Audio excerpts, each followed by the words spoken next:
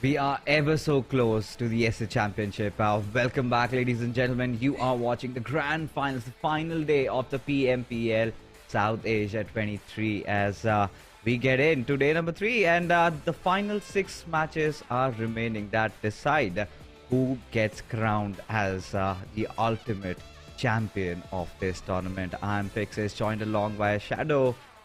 So Shadow, tell me, we've seen a few teams performing really well. Yesterday we saw SKYLIGHTZ Gaming getting 3 chicken dinners out of 6. So coming into the final day, how excited are you and who do you think is going to take the ultimate prize?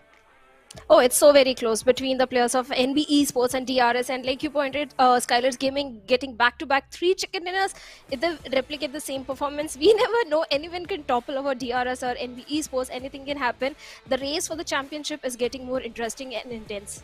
Oh, it certainly is. You know, it's like the final hurrah tonight for all these teams. We know there are a few in the bottom 8 whose chances of making it well to the top 12 are looking a little bleak, but they will surely do it. But let's take a quick look at the prize pool. Yes, $80,000 is on the line, out of which the first position gets $7,500 and so on reduces. We've got a separate one for the MVP as well. That's $1,000 and we've got top leading the charts in that one. And taking a look at the point structure, it has been just recently introduced in the realms of PUBG Mobile and has been changing the dynamics ever since. Oh yes, this time it's the elimination points that are of utmost priority, and all the teams, they have adapted themselves pretty much to the recent point structure. Now they're focusing on the elimination points rather than the placement point. But still, if you get a chicken dinner, you get 10 points. If you come on the second position, you get 6 points. And in the overall ranking, we have NB Esports. After having a very consistent run on both the days, they're sitting on the top with 161 points, and DRS Gaming only 8-point deficit. So anything can happen. Maybe DRS can topple over NB Esports, or maybe Stalwart or 4MB. They can finally start stepping up. Oh, they definitely can. I mean, right now the battle is between the top 4. If SKYLIGHTZ Gaming or maybe IHC or maybe MABETEX, any one of them gets 2 back-to-back good games, then I think we might have a few more teams in the race for the top spot. But then again, we have another storyline where it is the top 12 that qualify for the SA Championships. So SITM is kind of sitting comfortably at least for now. But DEADEYES, guys, I mean, 1 or 2 good games, and same goes for Kunyo. Then things might start changing. SKYLIGHTZ Esports, Raw officials. Well, we did see Raw officials, get really close to a chicken dinner in the final game last night. But yes, they've got to do, or rather replicate more of that even today if they have to keep their dream alive to play in the SA Championship. But quick stat comparison of SKYLIGHTZ Gaming, how they performed in day number 1 with the day number 2. So you could clearly see the graph that's completely gone up, and SKYLIGHTZ Gaming pretty much had been the best team yesterday. Oh yes, totally agreed, 100%. In terms of the elimination which they were getting, the previous elimination ratio was 2.2, but it suddenly jumped up to 5.8. They were more towards the aggression. Even in the very first game, they managed to get 11 elimination. Yes, they didn't get the chicken dinner, but later on they went ahead, got 3 chicken dinners for themselves. Oh yeah, I mean, those 2 in the Sanhok, and to end it all, that Erangel fiasco, which we absolutely loved, right? The way SKYLIGHTZ Gaming was playing, the kind of patience they showed, and all their decision making was clearly on point. And this is where you could see all these players being so happy about it, and it was much needed for a team like SKYLIGHTZ Gaming, who sort of lost their old glory, right? It's kind of a redemption arc going on for the Nepali team. But yes, the battle overall is between 4 teams right now. That is DRS, we've got NB, then we've got for Miracle Vibes and Stalwart Esports. Now, Stalwart Esports have been in the contention just considering the fact that they had gotten so much of those bonus points. Haven't seen anything flashy out of them, at least as of now. The final days, the final games of Erangel have gone in their favor, but this is one of those teams that has also been impressing us with their performance. But from day number 1 to day number 2, we witnessed a slight dip, but still, I must say, they're holding off pretty well. In day number one, NB Esports, they were able to get one chicken dinner in the very last Erangel, but on day number two, no chicken dinner. That's why there is a certain dip. But in terms of the elimination points, in terms of the performance, they were performing really good. Even in the first Miramar, they came on the second spot. The second Sanhok also, they came on the third position. So yeah, NB Esports, they have been having a very consistent run. Oh yeah, I mean, one thing for sure, right? Yesterday we did see Sek even stepping up to the occasion, and we did kind of highlight how important he was as a member of the team, right? Whenever it's something or the other happens to Mondo, Office Boy, he has always been one of those players who kind of holds the team together, right? So I'm kind of waiting, or rather excited to see more out of Sek and how he performs tonight. But at the same time, speculations will be on DRS as to how they're going to be playing, how they're going to hold on to that top spot. They've been really consistent. But taking a look at the schedule, a quick one. So it's going to be Miramar, Sanhok, Erangel again. That will be repeated once more. So 6 matches to decide the fate of these teams. And only the top 12 folks qualify for the SA Championship. And whosoever gets to be the winner takes home $7.5 thousand, the lion's share of the $80,000 prize pool that we had, and we also get to find our MVP, out of which I think our top is apparently leading the charts, and quite deservedly so, because he's one of those players who has never lost form, has he? Oh, he never lost the form. Yes, in the league plays also, he was the top contender for the MVP race, where East from the side of 4MV was also giving him tough competition, but this time it is only tops, and now the dreaded moment of the day, prediction time fixes. Yeah, for me, I think I've come come here deciding my predictions already. It's going to be raw officials throughout, all 6 games, raw officials, and I would urge you, Bhavna, to go for Seal. I mean, we would want to see a little bit of that masala brewing up at the bottom half of the table.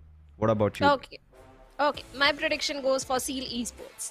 All right. So, to our humble request to the production, I mean, just lock it in for the remainder of the games, because we're not going to be jinxing the teams at the top table. So it's better that we keep things down below over there. I mean, if Raw or Seal win, then we're gonna get those one prediction right, for which I'll be really happy about. Yes, you can see that. But yeah, I think it's now time to come back to Miramar, right? Miramar has been one of those maps where the Mongolians tend to dominate a lot. But yesterday was sort of a different story. Yesterday we did see high voltage, absolutely electrifying the opposition. I mean, the way they were playing. So I kind of I'm really looking forward to them today, because just barring that one game and those early fights that they engaged and kind of got away with it, in the mid game to the late game, the transition has been really difficult. Yeah, 100% agreed. High voltage, they have stepped up big time in the grand finals yesterday. In the first Miramar, they got a chicken, and even in the second Miramar, they came so very close, where Assassin was on the lower ground and 4MV East had the height advantage in a tree trunk, so he got the chicken dinner. But yes, high voltage, that could have been a second chicken dinner for them in the map of Miramar. So in Miramar, high voltage is definitely a team to look out for. But 4MV also, and Stalwart, they are caught in the rotations, but 4MV, they are lucky in terms of the circle we have been having these days in Miramar. So yeah, 4MV can also be a team to get a chicken dinner.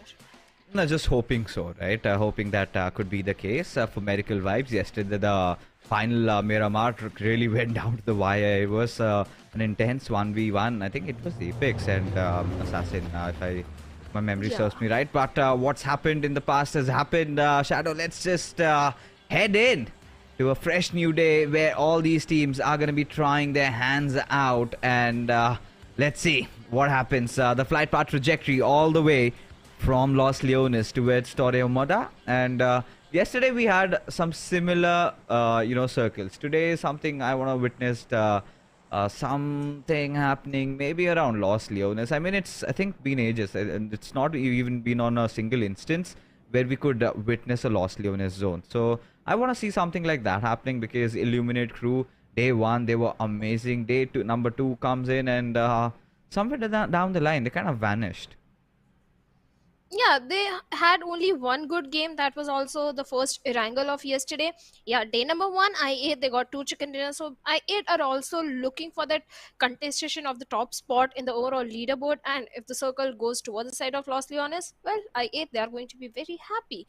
But the chances are very slim because time and time again we have been having either a circle towards the northern side or a circle towards Chumasera where 4 MV drop in. So this time really hope something different comes in a complete southern eastern circle. Even the players of TRZ they need some points, and if that happens I think a southern eastern circle is something TRZ should be hoping for. But at least okay, it's somewhere close to southern east. I'm happy. I'll take this, right? I wanted a Los Leones zone. I've gotten one. And this sort of kind of opens up to a lot of possibilities, right? There's still, Picado Hills in contention. Then you've got the areas of Minas Generalis or La Benedita, where we've seen those circles take those shifts. There have been those rare occurrences where we kind of witness the circle going a little southeast of Chumacera over the hills. And that is going to be a treat for all our viewers. But as of now, it's going to be the usual, drops for all these teams. For Medical Vibes, they've dropped down directly, a steep drop for them, and I think they're going to make their way towards Chumasera pretty much sooner or later. And Raw, Yeta Utas, Audi, these boys, yesterday, the final game was something to be remembering, something that was worth remembering, right? And today, I'm going to expect nothing less from them. I just want to see them go all out, engage in those fights. You never know, one step at a time. And if they keep on hitting, there will be a point where they might succeed, right? Where they might pose a threat. But if they kind of fluster up in the first 3 games, then the chances of making it to the SSC is pretty much done and dusted.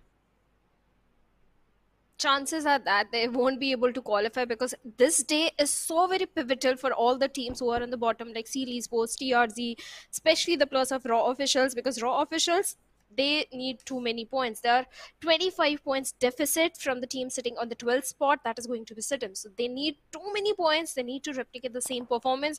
Yes, yesterday we did see a fantastic performance from the side of Yeta Uta. In fact, Yeta Uta was a guy who was performing really good even in the league plays from the side of Raw officials. On day number one, there was a certain dip in his performance. He was taken out pretty early in the game.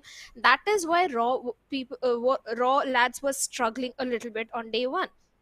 But finally, Yeta Uta was able to find those initial openings onto the opponent, and that is where Raw capitalized. Now they have to be so very cautious. The split that is coming from their side, 2 plus, so close to the plus of 4 MB. So Raw, they need to be a bit cautious right now. But IHC, talking about this team also, yesterday they did have a very good game in the one of the Sanhok. But other than that, I think IHC were also missing yesterday. Yeah, I think IHC, they kind of engaged in a lot of unwanted fights, right? They were forcing a lot of fights, and eventually there were teams that could just take them down there. And that Sanhok game, if you remember, right? They were doing so good. They kind of wiped out for Medical Vibes, and then they decided to go after Kunyo TRZ. And we saw what happened to them and how easily they were kind of destroyed there over there. And it was Degree who did majority of the damage out there. So that's definitely one thing that I'd say really needs to watch out for. In fact, instead of being the aggressors, just hold a good point and just try to defend with all your might, and that might yield them some good results. Because considering how they were playing in the first day, I felt like yes, this is a team that could contest for the top three, but they kind of have lost their grasp out of the top three, right? So today is the day where they have to again, kind of start afresh, again start building up those points and take fights in which they can control the situation. Another one of those instances was, I think, the map of Miramar, the second one where they decided to barge in on T2K, and we all saw what Jane did to them and what happened, what followed suit. It was DRS, it was SKYLIGHTZ Gaming, from the backlines for Medical Vibes, so many teams. I mean, I kind of love the love actions like that. But right now, who we have in front of us is Team Stalwart Esports, a team that a lot of people thought would have no difficulties winning this tournament. But yes, in the league stages they were looking really sound. But in the grand finals, hasn't they haven't really opened up, right? Every single time we see They win a few early fights, and then while transitioning, it's been the same old story all over again. They lose out on two of the players, and they have nothing to fight for. I think we finally saw Stalwart Esports a decent performance in the final game of Erangel. Then they decided to push in on Raw, for which they were so well prepared and fended them off. Yeah, but that tends to happen, Pixels, when you're the top team in the league plays. You have so many matches in your hands. Even if you try to bring something out of the box, your opponents, not just one, all the teams in the lobby are reading you. Their analysts, their coaches are reading onto your strategies. They are coming with the counter strat, and that is something that is going to come and bite you in the back in the grand finals. That could be the reason where 4MV and Stalwart Esports were struggling a little bit on day number one. 4MV finally they have recovered. They are capitalizing on those elimination points. They have started getting those chicken dinners. But in league plays, it was Elementrix that was a team that became an ugly thorn for the players of 4MV, and this time it looks like it is the players of IHC, because it's not just one or two times. So many times we have seen IHC and 4MV go up against each other, or actually 4MV barging into the compounds of IHC time and time again, where IHC, they have always been prepared. They were anticipating kind of the players of 4MV. So yeah, that is something also that you need to work on. But talking about other teams, Leo Esports, this is a team that stepped up big time yesterday. They got a chicken dinner for themselves in one of the Erangel. The second Sanhok, they came so very close, where the players of SKYLIGHTZ Gaming got the chicken dinner, but still they had very decent amount of elimination points in their hands. They came on the second spot. So Leo Esports are also amping up their gameplay day by day. Yeah, I think Leo Esports is a squad that has, has had a better graph compared to the remainder of the teams, barring the top order teams, the teams that are in the top upper echelon. So I think I've really liked how they've been playing lately, how they've been progressing over time, and yeah, get a few chicken dinners, and they're quite comfortable also at the spot they're holding on to. So right now, what their immediate objective will be, of course, to kind of make sure that they're getting into SSC, because the kind of battle that is brewing in the top four. I think somebody needs to really rack up at least that 20 points or 25 points advantage in the first three games, because if they do not, in the final three, we will see the teams at the bottom half of the table. They kind of start to get a little more aggressive, so they do not hesitate in taking those fights, and at time they can be really dangerous. And this is one of those circle shifts that I said, one of the rather uncommon rare occurrences, where it kind of tends to go a little down south, and Raw have the optimum control over the map as of now. All they've got to do is find a good hill to find cover and just sit there, watch all these teams rotate, watch everybody fighting around them, and replicate something like what they did in Erangel yesterday. I'm not asking for a chicken dinner, but if they can use the altitude to their favor, if they can get a few more kills here and there, and kind of end with 10 12 elim points, and then maybe get a second or third spot, and if they can continue doing that, Shadow, then their chances of making it to the SC Championship will be real. 100% agreed, because look at SITM Esports. They are coming from the northern front, and so many rotations are happening. So for SITM, this game is not going to be that easy. On the other side, Raw officials, like you said, they do have a position advantage, circle advantage, and only 25 points deficit. One chicken dinner, they can cover up that distance. But right now, we have a fight breaking in between the players of T2K and Leo Esports, where Mr. Smokey is ready with a grenade, but he's not going to find any sort of connection. On the other side, we have Jane and Siok. The grenades are coming to and fro, and perfect one on Haidami. Jane brings in and knocks him down. Now Leo, they are down to two men, and Mr. Smokey also goes down, leaving Liquid and Sus all by himself. Instant confirmation on Mr. Smokey. Now the numbers are not favoring the case of Leo, and T2K, they are looking so aggressive right now. Yeah, I like what they're doing. They've kind of completely isolated Liquid, and they're going to make a push at his direction. There you go, pushing in tandem. Liquid still holding out on his own, has managed to get a few knocks here and there, and now Suyoga will have to chime in. It's going to be Sussex, the last player surviving, as T2K making sure that they do not suffer more casualties. But Sussex decides to be the aggressor, but Suyog was so well prepared. So it was the hunters who went out for hunting and eventually just became the hunted, right?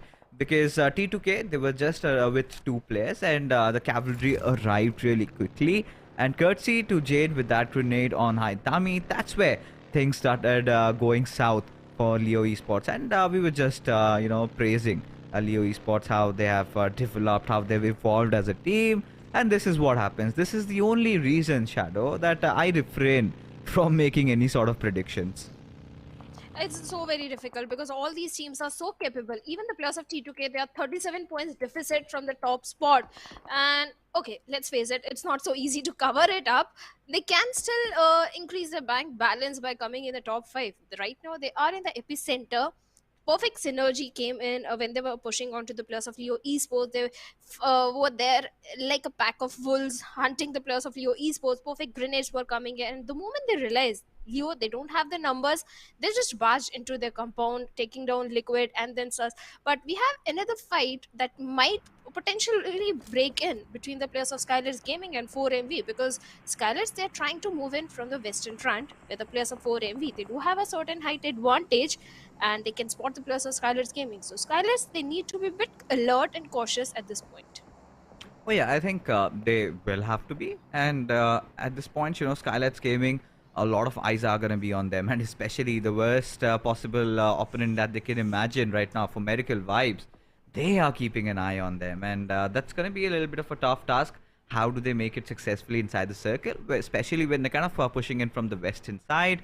And this was sort of anticipated. Nima goes falling down, and that is not where their woes end, right? You've also got NP Esports in the nearby vicinity, and with East getting that second knock, I think for Medical Vibes, we all know what they're up to right now. They would instantly want to get in and just try to inch the gap a little bit closer, but SKYLIGHTZ Gaming making no delay over here, just trying to apply that extra bit of pressure on for Medical Vibes so that they can get the rest back at the very least. But no, things have gotten completely topsy-turvy for them as another one goes falling down, bites the dust, as AJ still somehow managing to buy some time, but not at the best of HP, does not have enough time to heal himself and find some cover. In fact, administers that first aid, and you can see Nima, he's already decided to escape, and he wants to go on to save his life because AJ seems like he's a lost cause over there, stuck all by his lonesome as Doc, just trying to drive around with his monster truck, searching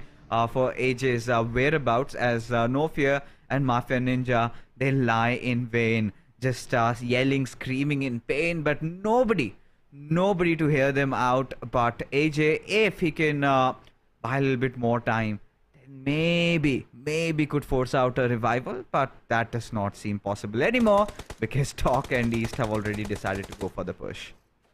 No, it was impossible to save the players of SKYLIGHTZ Gaming right now, but right now 4MV looks like they are also in the crosshairs of Nima. At the same time, NB Esports, Sek with a perfect mini shots takes down one player from the side of 4MV, and that is not just a single normal player, that was Dog the Grenadier. He has been eliminated. Now 4MV left with only 3 players. On the other side, we have TRZ breaking fight with the players of IHC, where Degree with those grenades is looking for some kind of an opening, but no connection whatsoever. On the other side, IHC, they are ready with those buggies, trying to lure the players out of the cover area, get to know about their position, and one of the player, Alex, he received hefty damage from that grenade. Yeah, IHC, they're kind of opting for that bait and switch strat, hoping somebody just gets out of their position and tends to shoot at their direction, and the ones providing cover would get the knock instead. But TRZ exercising extreme caution over there. Mamba, you could see, just trying to thread the needle, just trying to spot a little bit of those pixels and maybe then take a few shots here and there. Does not have any grenades, and had he had a few utils that she could have used, could have at least applied a little bit of pressure on IHC. IHC understand the gravity of situation. Now again, trying to force this fight, getting a little close and personal onto its Degree. Degree hides in that little shroud of smoke, and now Zyol decides to attack in. And with that, Karel just goes spraying down, hoping a shot would connect, eventually wanting to drive over, but Zyol finds the knock as Godless charges in, and there you can see somehow Kunyo TRZ, they are holding with all their might that they have. As you can see, Red is the final player surviving as Demo. He's got to somehow protect his team, get Godless back on his toes, which is not going to happen, as Kunyo TRZ have managed to get that rest back on Mamba, as now it has all fallen down towards Demo. where he's got to pick a fight against two. Rare, he's been taking a few damage right at that position, but eventually somehow succeeding. TRZ managing to keep their players alive, and in fact rather hoping that they could get a few more revivals, as Alex just trying to impart as much information as possible, as Rare deciding to, you know, kind of administer that first aid, and Demo takes it as a golden opportunity and takes him out of the picture. But at this point, IHC really need to get the players back alive, which I don't think is going to happen, as IHC did manage to win the fight, but at the cost of 3 of their players. Three crucial players have been lost from the side of IHC, but on the other side, we have the players of SITM in close proximity to Seal, where Tops is also lurking nearby. So Stalwarts, they are also in the picture, but Seal, they are looking confident as Rog is so very close to the players of SITM, where one player is bleeding out. The revival should be made because QB is already nearby Dobu. So there is no problem in the revival, but on the other side, we have High Voltage and Stalwart Esports, and looks like action. He has already spotted an assassin over there thanks to that buggy, and with that M416, he was trying to deliver some kind of a lead towards him, but no damage whatsoever. But Zordi in the compounds of IA, perfect grenade comes in and takes down Woofis over there, leaving Nova X all by himself. Multiple grenades coming in, looking for the confirmation. Now Zordi, he has no idea about the position of Nova X, but where is the backup? Where are the cavalry? Where is Sky from the side of IET? And Nova X trying to take down the players from Raw Official. Can he take down Kancha? Surviving on a sliver of HP. I think he can if he managed to burst down that vehicle, but Kancha is ready with a grenade of his own. And this time Nova X needs to be very cautious, whereas on the other side, Yeto Uta comes in and takes down Sky, and Zordi takes down Nova X. I8, in a blink of eye, they have been annihilated from the lobby. Yeah, this is exactly the Raw officials that we wanted to see, and you know, I really liked how Kancha just posed a lot of pressure on the final player of I8 over there. I kind of liked how he just got that monster truck right on his face and kind of drove all that attention towards him, while his teammates kind of took the opportunity and finally just put him down for good. As the circle sort of takes that shift, T2K in a really promising position. Right behind them, they find the players of SKYLIGHTZ Esports. MABETEX, day number 2 was kind of a silent affair from their side.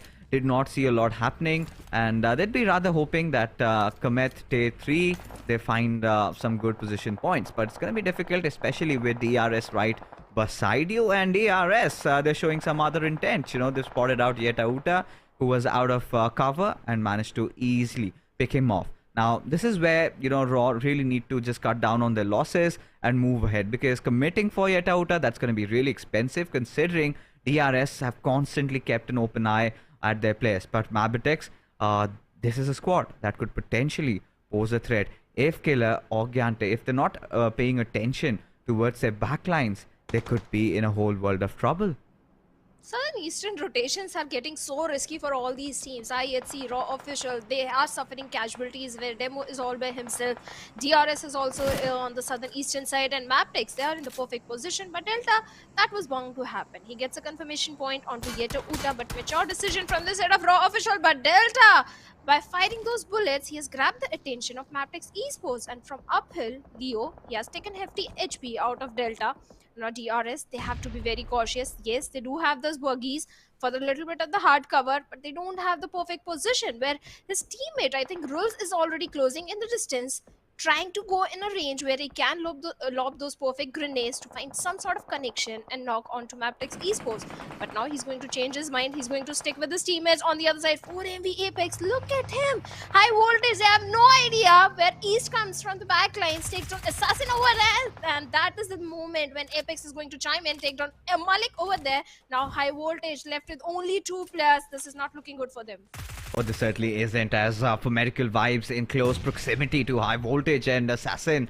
And Malik were not really hoping for those early knocks on their players. Now, Praveen just hiding inside that murky smoke. Jiggle, in turn, wants to get that rest back up quickly, ASAP.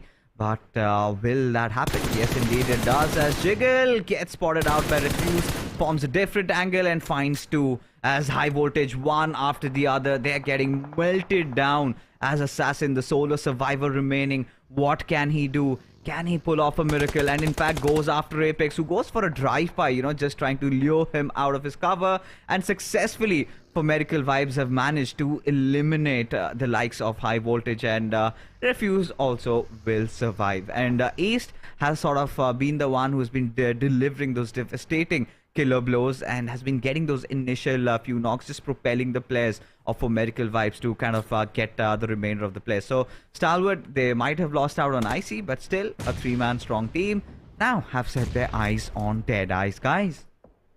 On the other side, NB Esports and Raw officials are also locking horns with each other, where the numbers of Raw officials are not supporting their case. But like you said, Stalwart Esports tops is so very close to the plus of Deadeyes. And the way Stalwart Esports, they are way too spread out.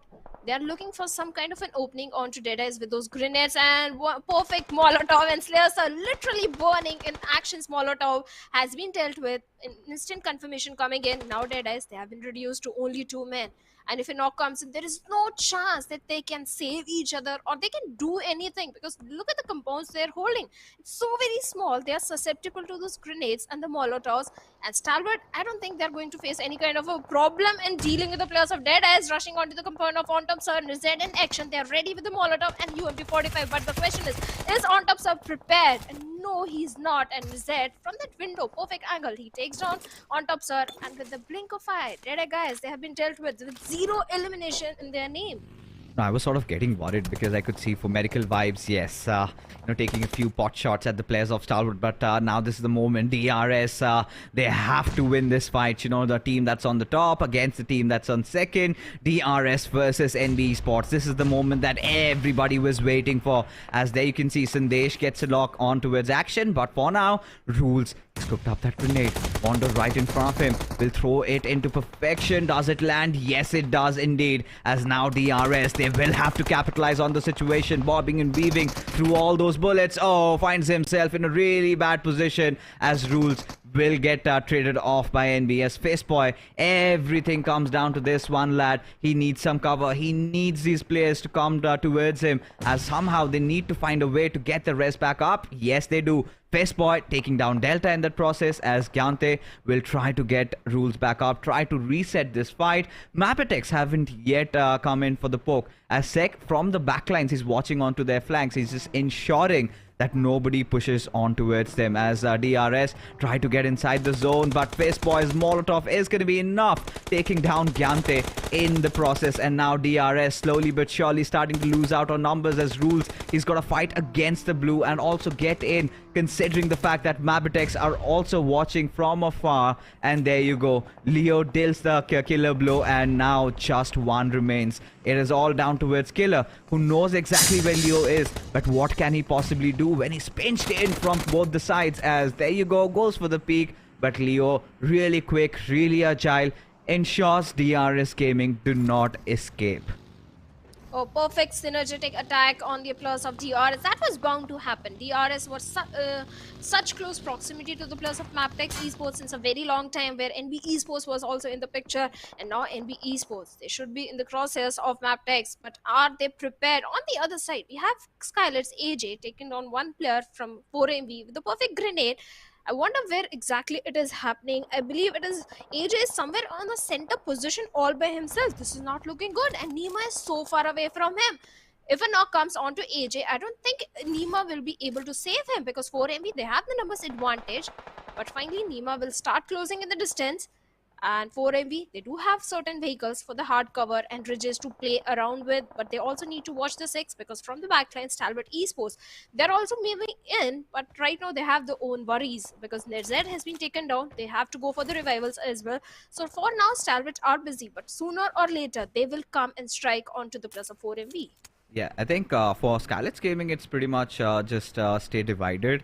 They have to fend off on their own, because they would just want to survive and secure those position points. I think that's their go-to approach for this game. SEAL Esports, however, they've managed to take this opportunity, trying to close in on the gap, trying to maybe just breach through T2K's compounds, or just hope that somebody strikes them over, and then they're there to just salvage whatever remains. But T2K, they're in prime position to get this chicken dinner. All they've got to do is defend with all their might, as Action is getting constantly tapped off with that mini shots. And this is that perfect cue. This is that moment of opportunity that Seal needed to capitalize. But Jane was really there. He was anticipating such a thing to happen, and Seal, they have been reduced to ashes. The final player surviving for Team Seal, and that has to be Rogue. How long can he do so? That's a big question over there, as in fact he decides to go after Action himself and takes a massive chunk out of him. In fact, just drives him over.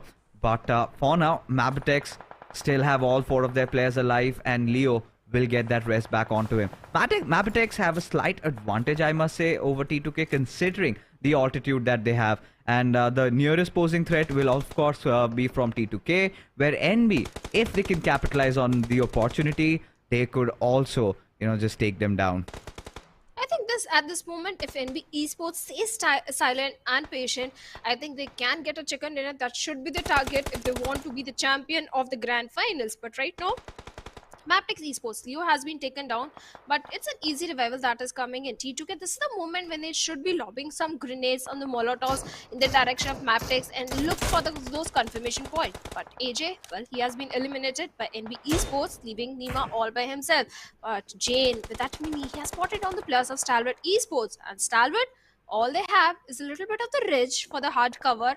And the moment the circle takes a southern shift, Stalwart, they have to come out in the open. But if it goes toward the northern side, well, Stalwart, they will have the benefit of the circle. But Kese with the Scarrel takes on Fist Boy over there, out there in the open, the players of NB Esports.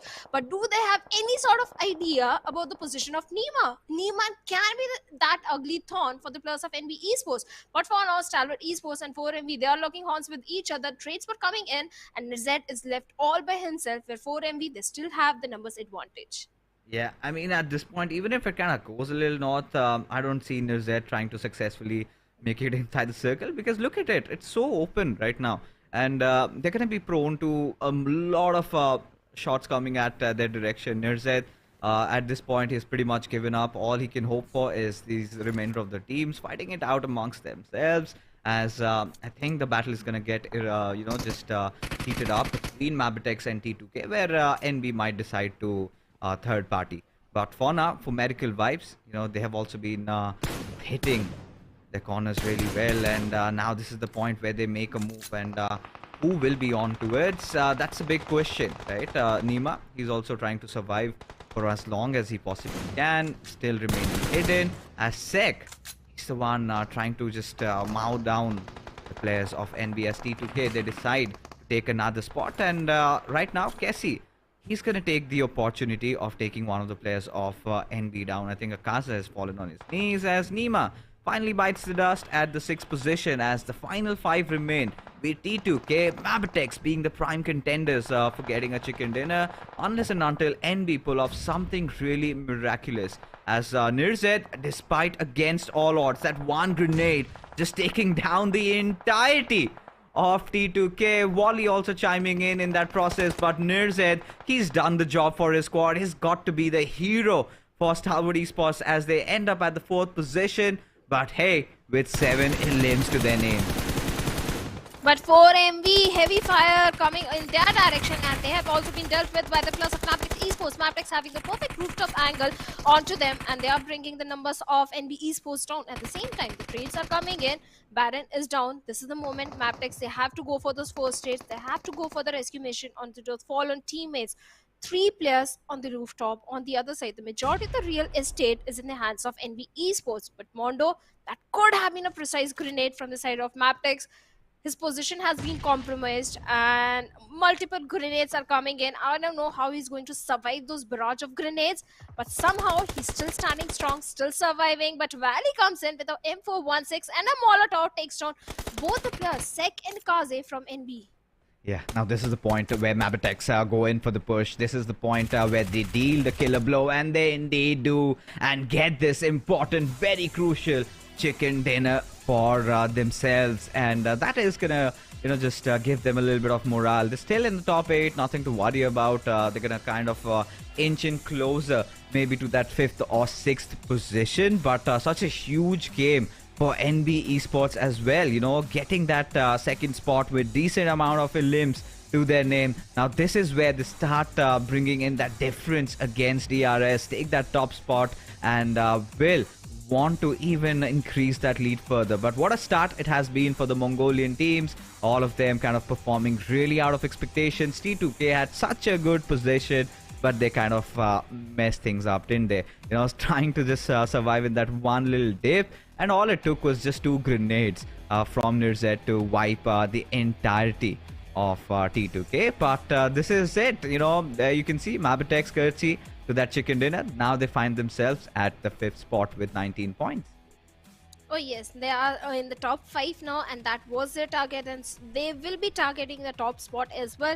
But yes, 19 points is definitely going to help them propel themselves in the overall ranking. But in the esports, again, a very consistent performance came from their side.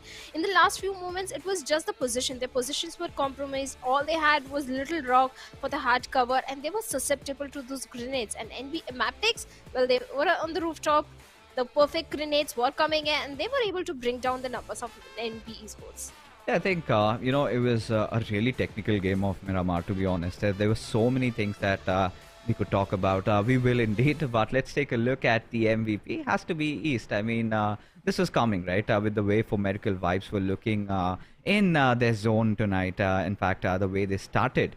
I think For Medical Vibes, of course, 4 eliminations are not going to justify that 1,000+ points of damage that East dished out, and this is also going to help For Medical Vibes to accrue a lot of more points. And towards the end, For Medical Vibes were just caught between a rock and a hard place, so they could not do much from there. But still, despite that fact, they had a pretty good game as well. Oh yes, they had a very good game. In the start of the game, they were able to bring down the numbers of SKYLIGHTZ Gaming with those grenades. They were able to eliminate the players of high voltage, the nearest threat they had for that chicken dinner. So they already dealt with high voltage at the very early stage. Along with that, T2K, they also had a very decent run. In the starting, they were able to eliminate the entirety of Leo Esports, a perfect synergetic attack. The perfect grenades was coming from the side of Jane. It was Jane who was able to take down one player from the side of Leo Esports. If I'm not wrong, maybe more than one. Even NERZ. Well, NERZ, he eliminated the entirety of T2K. Oh yeah, I mean, that was one for the highlight reels, and T2K would be devastated by that. But take a look at the match summary, and there you can see those 5 eliminations coming in for NERZ. He was he was absolutely impressive with the way he played, because I really thought that he's not going to even survive over there. But somehow he did, and he made that happen. Action and NERZ, 2 of those players, making sure they got a lot of points for Stalwart Esports. And there you could see MABETEX Esports right on top with 19 points. For Medical Vibe, a really crucial one for them, as they also managed to get 14 along with NB Esports. So now DRS, considering they could not get a lot, and I really felt, Shadow, that DRS should have retreated from that position the moment they realized that MABETEX was right on top of their heads. So had they done that, had they even pushed on T2K, they could have still been in a fighting contention. But instead, managing to make a little bit of a defensive stance, kind of caught in the middle with nowhere to run and hide. Oh yeah, 100% agreed. And this time, so many teams were going for the southern eastern rotation. That is where the players of IHC, TRZ, Raw officials, IA, they were pretty much stuck. And IA, they also had to buy the farm so very early.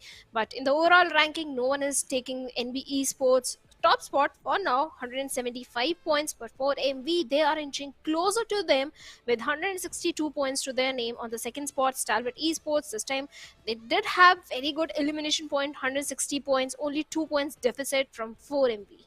Yeah, and this is exactly what I was talking about. Look at that, how much the top order has been stirred up, right? DRS Gaming, I mean, at 156, just courtesy to one bad game. And suddenly you could see NB Esports and the rest, they've kind of gone way ahead, like almost around 20 points of difference has been created. And this is going to hurt them, because Stalwart has also caught up, For Medical Vibes has also caught up, and a huge task lies up ahead. But as we move on further down below, SKYLIGHTZ did have a decent game in this one, did manage to accrue a few points here and there. Deadeyes guys could not see a lot out of their side, but let's take a quick look at the schedule as we're done with Miramar. But next up ahead, it's going to be the map of Sanhok, a map that has been right now currently owned by the Nepalis, right? Till now, not even a single Mongolian or a Bangladeshi team has managed to get a chicken dinner in the grand finals, at least. So let's hope we do not get to see SITM and High Voltage going up against each other. We do not get to see those early fights. Rather, a very interesting game towards the end. Oh yes, because in the grand finals, rivalry is not going to benefit either of them. Yes, High Voltage, they may be in a safe spot, but like you said, the overall leaderboard is so volatile. One bad game and maybe right now you are in the top 12, but you can be thrown out of top 12 and you can be in the danger area. So definitely SITM and High Voltage, they both don't want such a situation. So mature decision is just go for your normal loot, grab those resources, avoid those early drop collisions, because even hey, Deadeye guys, they're also joining the fray these days. Exactly. I was just gonna get there because no matter whoever survives, whoever is the victor, does not get to enjoy the spoils of war there, right? Instantly, just being happy. All right, we got 4 eliminations or 3, and suddenly Deadeyes guys out of nowhere they just pop in. And yes, we did make our predictions, did not happen, but yes. I think my predictions have been made, and for Bhavna, for you, do you want to make any predictions or want to go with the usual? I'll go with Seal. Let's stick to the bottom team. 2 teams, let's root for them. Alright, so Seal it is for Bhavna, and she's made it. But we would want to know what the viewers think, because the first game of Miramar completely shows how hungry these teams are for that top spot, right? NB Esports, a game that really mattered to them. They somehow converted it, got a lot of points secured out of this one. Of course, missed out on the chicken dinner, but that's not something to scoff at, because those 14 points that they have collected is going to help them a lot in the overall standings. But even for Miracle Vibes, we could finally see them getting into their zone, finally see East making those crucial plays, and Doc also trying to capitalize on it. And sadly, Doc kind of got eliminated a little bit earlier. But yes, the top 4 teams have come down to their senses right now. We could see even Stalwart being quite vigilant, quite watchful. We haven't seen any of those aggressive plays that are not called for, not forcing fights, or rather, playing with proper caution. So, this is what I really wanted, right? All these teams to kind of start looking at things and approaching the circle in a quite meticulous manner, which they are doing. And I'm pretty sure that is going to yield them results with those 5 games still remaining. Just 5 games, not only just 5 games, and they're so very less, because like you said, one bad game, anything can happen. Right now you might be sitting on the 11th or the 10th spot, and one bad game you could be on the 13th spot. Even the bottom teams, the way they are stepping themselves up, yes, there is still a chance for the players or for the team on the 13th or the 14th spot, the players of TRZ, but they have to be so very consistent. The remaining 5 games are so pivotal for these bottom teams. Yes, for the top teams, they are having their race for the money, but for the bottom teams, it's a race for the qualification to the SA Championship. That is more important, because that is where the major prize money is going to be. So yes, let's hope SITM and High Voltage, like you said, they don't turtle up with their very first game, because if they do so, I think Deadeye guys, they are going to be so very happy. They need those points. They are hungry for those points, and they're going to find them in the name of SITM and High Voltage. At a point, after the first 3 games, somebody is going to just break free, right? Like we saw right now, NB Esports are playing exactly the way they are supposed to and delivering results. Of course, they missed out on the chicken dinner, but they're going to be really happy with the points that they collected, and same goes for Miracle Vibes also. Now, this is a huge game for DRS, because they will have to get back into the equation, because if they do not, then we're going to see the top 3 Mongolian teams reign over the SA region. But for now, the flight path trajectory all the way from Lakavi towards Hatin, a lot of teams won't have any problems taking their drops. Just hoping somebody does something out of ordinary and proves us wrong. Maybe, a different drop clash we get to see. But is that going to happen? We are going to get your answers in the next couple of seconds, because Deadeyes, High Voltage, and SITM, they are, going back to their old regime again. We could see that action breaking out, but seems like SITM want to sit this one out, just stay back a little bit, maybe go towards Camp Alpha. But a different fight's happening over there. Look at High Voltage. They want to take the fight right at these faces. I feel there's a little bit of a rivalry that has brewed up. I think a little bit of a revenge story that's going on, because this is something that DEADEYES guys did not anticipate, and their worst fears have come true. This might cost them the qualification. Deadeye guys, they have to win this fight. At the same time, High Voltage for them also. This is so very pivotal. The rivalry is still brewing up. And look at the position of True Love Star. He can be that cheeky player who having an off angle, which the players of High Voltage are not anticipating at all, because their entire attention is towards On Top Sir, Precious Sir and Slayer Sir, who are trying to regroup. And On Top Sir, well, he's not giving any kind of a sound cue. He's not moving a single muscle. But I'm hoping True Love Sir to bring some kind of an opening. But High Voltage, well, they're looking pretty much equipped. The backs are pretty much full. And Jiggle crawling his way, being one with the nature, moving inching closer to the players of Deadeye guys. But unfortunately, has got no grenade, nothing, just a level 2 vest and a QBZ. I don't like this. I don't like this from High Voltage. They should have done the contrary. They should have gone after True Love. I'm pretty sure they must have seen one of that parachutes landing aloof from his team, and should have rather isolated, because this is what happens when you do not have the information on your opponents, right? And Jiggle knows that the other remainder players of DEADEYES are just cornered to this one place. But what can they do? Now suddenly the panic has set in, because they have lost out on Assassin, one of the most reliable players of their team, and giving DEADEYES guys that little room to maneuver, that little room to rotate around. And well, Hatin sort of been their go-to place, and they know the nooks and crannies. They know the places that they can capitalize on. And High Voltage suddenly have had to take a back step from over here. Challenging a team in their home ground is never a good idea, and I think High Voltage, they have realized it. Jiggle, like I said, is out there in the open with no helmet. One bullet is enough to take down Jiggle in this situation. Yes, he does have a level 2 vest, but that is not going to help him, because no smokes, no throwables, nothing, just a weapon in his hands. The numbers are not in their favor, and the way the players of Deadeye guys are surrounding High Voltage right now, well, Jiggle, he can't save his teammates. He can't help his teammates. And Deadeye guys, I don't think they're going to make the mistake of coming out in the open on the other side of the fence, from where Jiggle can get a line of sight onto Deadeye guys. So pretty much High Voltage, it looks like this fight is not going to go in their favor. But anything can happen. Anything can happen. Jiggle is still crawling his way towards True Love Sir. I hope Deadeye guys, they don't come out in the win, because this game is so pivotal for both these teams. Okay, so one thing for sure that I can contemplate from here is the fact that High Voltage, they know they're qualified for the SA Championship. What do they have to lose? No matter what they try, how much they try, I'm pretty sure they're not gonna get onto the top spot. And at this point, I guess they don't care about the prize money either. So what they're gonna do is just not let DEADEYES guys get away from here.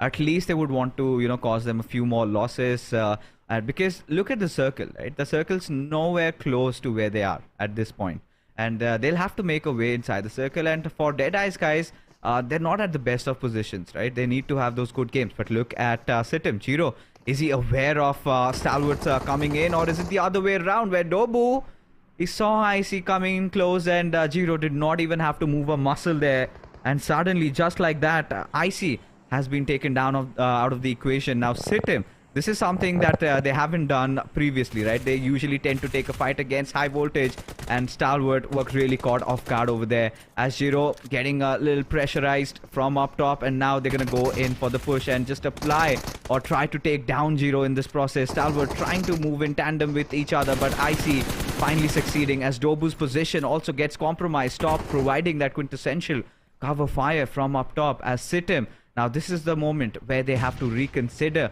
their approach towards this fight. You can clearly see Desert and QB, they've already broken down for a flank, as Stalwart, they are adamant on getting their players back alive, as two of them have already bitten the dust, as for miracle vibes, out of nowhere they just come in and steal their kills away. And Stalwart, they, at the same time, I'm pretty sure they're pissed, but they do not have any time to lament or be angry about. They need to get the hell out of there, because if they get caught there, There is no means of escape. From one side, they can get sandwiched by the players of SITM. From the other, it is going to be for Miracle Vibes, who absolutely mow them down.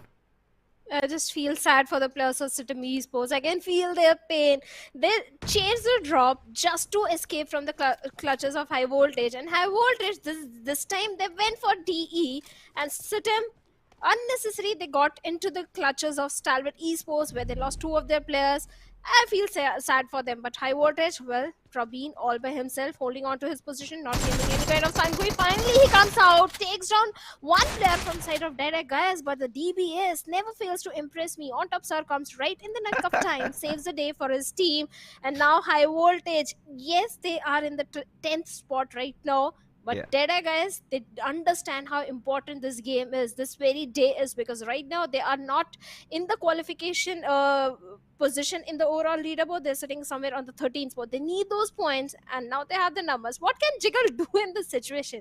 He can't do anything. He can make a jump into the water and swim inside the circle, somehow try and escape. But he has got no first aids as well. Jiggle, I think he's shown no intent to fight. All he has been doing is just proning around the grass. I think what he's gonna do next is just try to bite one of the players of DEADEYES. Just get a little greedy, because DEADEYES, they have that constant fear looming around them. Where could he be hiding? And look at that. Both these teams, I think high voltage has succeeded in their endeavors. No matter, they have lost out on majority of the players, but they have absolutely ruined the timing for DEADEYES guys to get inside the circle, because now Kunyo TRZ, they're holding off the bridge. They will also get down eventually, but now it's going to come down to so many of the other teams. And today the circle has been so merciful on the players of Raw officials, right? Even in the previous one, they had a good zone to themselves, even the players of Leo. But at the same time, you have to understand that you just do not have to hold circles. You have to also defend your positions. Now T2K, SKYLIGHTZ Gaming in real close proximity to each other, as Mafia Ninja just lies hidden in the open, lets him pass. And seems like he does not have any vehicles also, considering they've got to travel a long way inside the circle. And the fact that healing meta is out of question, I'm kind of curious to see what will SKYLIGHTZ Gaming do from around here. Well, SKYLIGHTZ Gaming, they're trying to be a little cautious. Like you said, Mafia Ninja, 1,000 meters away from the circle. They don't have the numbers, and they don't want to ruin the chances of being in the top 3 position right now, which they're trying to get into, or maybe on the top spot, because top 5 they have already made into. And if they make it inside the circle, the chances are very less, because T2K, they are also right in front of them. At the same time, T2K, they have their own worries. One of the player was taken down, but the revival has been made. All these teams coming from the complete eastern side, northeastern side, they are at the mercy of the blue. But DEADEYES guys, they are still towards Hathin, so far away from the circle. And I don't think they had the chance to loot the Hathin city completely, so they are a little short on those resources as well. But SKYLIGHTZ Gaming, they're just letting the players of T2K pass, relying on those 4 trades and hoping that they can make it inside the circle. DRS are pretty happy with how the zone has formed, right? Inside the zone, and now they get to take a fight against Raw officials. They've got a few knocks here and there. But for Miracle Vibes, under heavy fire, East has been taken down. Liquid decides to find a different angle, but needs to be watching over Doc, because if Doc sees that flank coming in, he's gonna punish. Instead, goes after HIGHVOLTAGE, and Doc really needs to change his position right now. Liquid couldn't close in the grab, as a result of which could not trade HIGHVOLTAGE off. And now Leo Esports, they're gonna be on a quick retreat. They realize the team in front of them is gonna be for Miracle Vibes. It's better to avoid them at this point of the game, and rather focus more on getting a decent cover, considering the fact that they're inside the circle, and you would not want for Miracle Vibes to be chasing you. At least when for Miracle Vibes are in a scintillating good form, that's the last thing you would want to do, is pick up a fight with them early on into the game. Well, Leo Esports at the start of the day, they were sitting on the 11th spot and they don't want to ruin their chances of qualifying. But right now, Kancha made the mistake of his life by entering in. Not the mistake, actually, Liquid was not prepared. Kancha dropped in and eliminated Liquid over there from the side of Leo Esports. Now the damage has been done. The numbers are not in the favor of Raw Official. At the same time, the numbers of Leo Esports are also not in their favor. This game was crucial for both these teams. Yes, Leo, like I said, they are in top 12 position right now, but they need the consistency today running so that they can qualify. On the other side, we have the players of MABETEX where Kese is bleeding. The perfect smoke cover has been laid to go for the rescue mission. Valley might be going for the rescue mission, but on the other side, we have the players of Steel Esports having an uphill advantage, and Rock with that QPZ is trying to pip a few bullets in the smoke, looking for the connection, looking for the confirmation onto them. On the other side, DEADEYES guys, they were trying to move inside the circle but are still at the mercy of the blue, and looks like Playzone is playing their part. At the same time, Stalwart Esports is all coming in, getting the confirmation onto DEADEYES guys. Yeah, and now a lot of those teams just around the edges, right? Nobody wants a part of the center. Even NB Esports feels like they're gonna take the waterways, but Seal, one after the other, they're just getting taken down. And at this point, you know, Becca, he needs to patch himself up. Rogue does have that bike, so he could maneuver around and make a quick rotation inside the zone. But the big question is, how do they do that? Especially when at these moments, usually the bridges are guarded, but this time that's not the case. And Rogue becomes one of those players that has to take that risk, even gets the military drop over there. As now you've got Mondo going after the players of T2K. Rig just got inside that compound, has that DBS in his hand as Mondo keeps tapping down but does not succeed, as now T2K have managed to create a little bit of that distance. And Mondo, he's fighting for his life right now, barely surviving with a sliver of HP. Fistboy also chimes in into the fight. Sandesh also on real low HP, needs to patch himself up as Mondo has administered the first aid. As now Fistboy decides to get a little close and personal. Sandesh reveals himself as the nade goes flying down at his direction, also managing to successfully dodge it. And T2K and NB Esports, I mean, NB Esports would want to avoid the fight at any circumstances whatsoever, but seems like they haven't got any vehicles to get in. So even if they can manage to get a few limb points, they're going to be happy with whatever they get, because Mondo again going in close, and this time finally succeeds as T2K are reduced to 3 men. Yes, 3-man on NB Esports. They have the perfect DBS also. But T2K Jane, well, he has a buggy, he has a vehicle, and this is a mature decision coming from his side to escape and scuttle back to the safety. But will they be allowed? Because Mondo is hunting for them, looking for the perfect angle so that he can blow up the vehicle, and he takes on one player, Rick, from the moving vehicle. But last player remaining, Jane, well, finally he makes it to the safety, but at the cost of what? At the cost of losing 2 players. T2K, they don't have the numbers. Jane is also on a very low HP. At the same time, MABETEX Esports, well, they're also inside the water, if I'm not wrong. One player was taken down, but Steel Esports, they have the upper height advantage. On the other side, on the southern western side, we have the players of IHC also, where one player has been taken down. They have to move inside the circle, but how they do so? Because we have TRZ, we have the players of DRS as well. They can gatekeep IHC. Yeah, I mean, for IHC, the life's gonna turn hell right now at this point. But you know, talking about the team that has got the best chances in getting the chicken dinner has to be the players of Medical Vibes, as to how they're positioned right now. You know, just spread across, the only team perhaps inside the map right now, barring a few others and the solo individuals. But Stalwart also want to make a move. They want to take over the compounds, and IHC and DRS engage in a fight of their own. As IHC decide to sort of breach their way inside the circle, I think they did manage to find one of the players of DRS, managed to take him down. I think it was Delta who took the fall, and now DRS will exercise extreme caution. And you know, at this point, the eastern teams, it's going to be so difficult for them to kind of enter inside the zone, especially the likes of NB Esports. Now, one after the other, you could see the bodies falling, and IHC, just like that, they got eliminated. Kunyo TRZ were in such good position, and now Seal decide to attack on the houses of Raw at this point, as the Molotovs have been already thrown over, trying to flush the enemy out of the territory. As now Kansha just trying to lob those grenade at Soulless or maybe Vika's direction, but Seal deciding to take the higher route, just back off for the moment. I think that's a better decision because the grenades are so they were susceptible to those grenades. They could have been taken down in that situation. And raw officials, well, there are only 2+, but on the other side, Seal, they managed to escape from the plus of raw official, but walked right into the arms of MABETEX Valley, where Valley takes down Rogue. Now Becca is trying to go for the rescue mission. At the same time, Valley is prepared for him.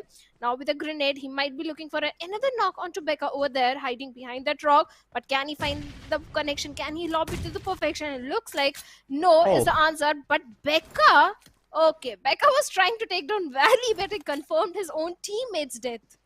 Yeah, that kind of tends to happen in situations like this. But Wally, I think he spotted out Becca and will show no mercy. Instantly takes him down and then goes after Sanchir as Seal tend to get melted down over here as Wally really high on confidence. MABETEX, we did see last game was the best so far from their side, but Kansha from a different angle finds them out. Seal get a little breathing space. Soulless will have to invest a lot of resources trying to get Sanchir back alive, but the circle, the center, speaks a different story because for Miracle Vibes and Stalwart right beside each other, just waiting for the Giants to collide again. Yesterday they did in Erangel, where Stalwart successfully managed to exterminate them. But this time, for Miracle Vibes, they're going to be playing this fight on their own terms, on their own turf, and it's going to be difficult for Stalwart. But one good thing about Stalwart is that they've got some good concrete cover. If they can capitalize on that, if they can do something out of that, and if Apex gets taken out over here, things will look really south. But it is just trades happening left, right, and center. And at this point, nobody is safe, to be honest. Well, Stalwarts are safe. They have the compound. They are in the epicenter. But Zordi from the side of Raw, TRS, they have no idea about Zordi's position. But now they know. And Killer Whitey, along with his teammates, comes in and deals with him. With that, Raw officials, a much needed good game. Didn't go in their favor. 2 elimination points eliminated at the 9th spot. At the same time, High Voltage also opens by, but Sanchir being one with the nature takes on Woofis. At the same time, Viper as well from the side of I8. What is happening? Well, Seal Esports as a 2-man squad, they have dealt with the players of I8. Now, I8 surviving with only single player and only 1 elimination to their name. I wonder what they are going to do because Nova X, he is not in the perfect position. He's on the lower ground and he has to move inside the circle with a plus of 4 MV. Might welcome him. Oh. Now this is getting really interesting for Miracle Vibes. They've got a 2-2 split going on. Quite separated from each other. And if Stalwart tend to capitalize on that, then things could go really bad. But Seal, I do not know how they're still alive, but they're still kicking. But right now, as a matter of fact, they intend to get inside the circle with Apex keeping a close watch. The direction, it's going to be really difficult because had they taken the vehicle from over there, then Apex must have heard the sound from the engine. At this point, DRS have that little bit of a lower ground, and Mad Cat could pose a lot of trouble. But Sanchir somehow has managed to take one of the players of for Miracle Vibes down. But the question is Apex gonna let them pass? As Soulless and Sanchir get really close to him, as Killer Whitey just scouring through the land, scouting for a good spot for his teammates to hide and ensure they survive for a little bit longer, as refused. It's that crucial knock. And Soulless reveals his position, and Apex would want to capitalize on this opportunity. Goes with that DBS, but Soulless quicker and will show no mercy as he instantly just bites him down, gulps him before anything else could happen. As DRS wanting to take advantage of the situation, go charging in, and Gyante gets a final blow. Oh, certainly he does, but they are not stopping. Now they are after the plus of TRZ, where Mad Cat has been dealt with. And now TRZ, they are in the crosshair for Stalwart Esports as well. A perfect third party coming in, and IC takes down Degree. Now TRZ, Kunyo TRZ left with only 2 players. Down to 4 teams, 12 players remaining. Stalwarts having the perfect position, perfect compound to hold on to. Even the circle is in their favor. On the other side, DRS still on the periphery. Rare X, I'm worried about him. How is he going to survive? Mama is so far away from him. On one side, they have Stalwart. On the other side, they have the players of DRS, where Killer YT, along with this vehicle, is already trying to lure the players of TRZ out of their covers. I think it's just at this point, Mamba has to knock down a player of DRS, but unfortunately his position has been compromised.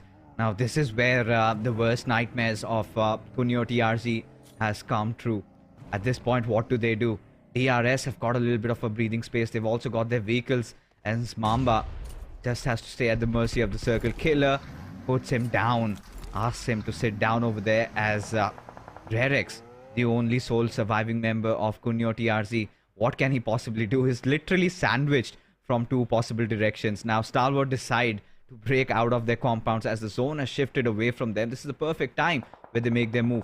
But for Medical Vibes, from up top, they are watching out on every single movements that they're making. And Icy, becoming a hero for their team, has managed to get another crucial knock and will get the finish. As Gante manages to eliminate the last player of TRZ, as now for Miracle Vibes, that little split is starting to hurt them. Now reduced down to just 2 men, with Stalwart, with all 4 of their players alive, are eyeing on the chicken dinner. The way Stalwart Esports, they have the majority of the real estate control.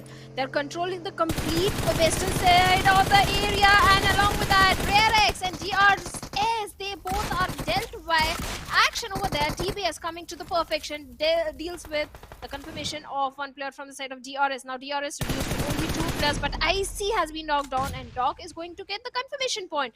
But on the other side, perfect grenade comes onto the face of Gyante by Stalwart Esports. Now Killer is reduced to only a lonesome, and he takes John Refuse over there from the side of 4MB. But from the back lines, DZ comes in and eliminates the entirety of DRS. Now it's a 1v3 for Doc. He's got the DBS. All he's going to do is connect his shots right, but that's not going to happen. The Stalwarts are not going to let him live and breathe as they finally get the chicken dinner. Such a good time for Action to get back into his own groove, and a much needed chicken dinner at this point right now. And this is gonna propel them, I'm pretty sure, to the top of the standings, as even the players of Medical Vibe managed to get a second position. So this makes things a lot more spicier. But considering the fact that Stalwart have managed to get a win at such a crucial moment, yes, they are gonna take over the top spot. And well, the Mongolians are back, and Stalwart is here to rule, and that is the message that they have spread throughout the lobby. Well, they were waiting for this chicken dinner since a very long time. Finally, they get it.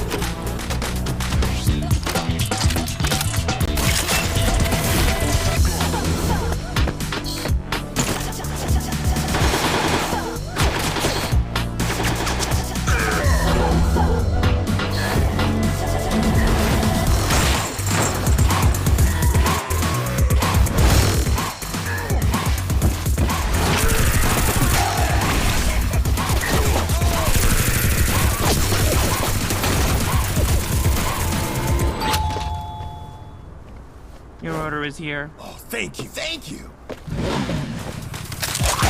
Go, go, go!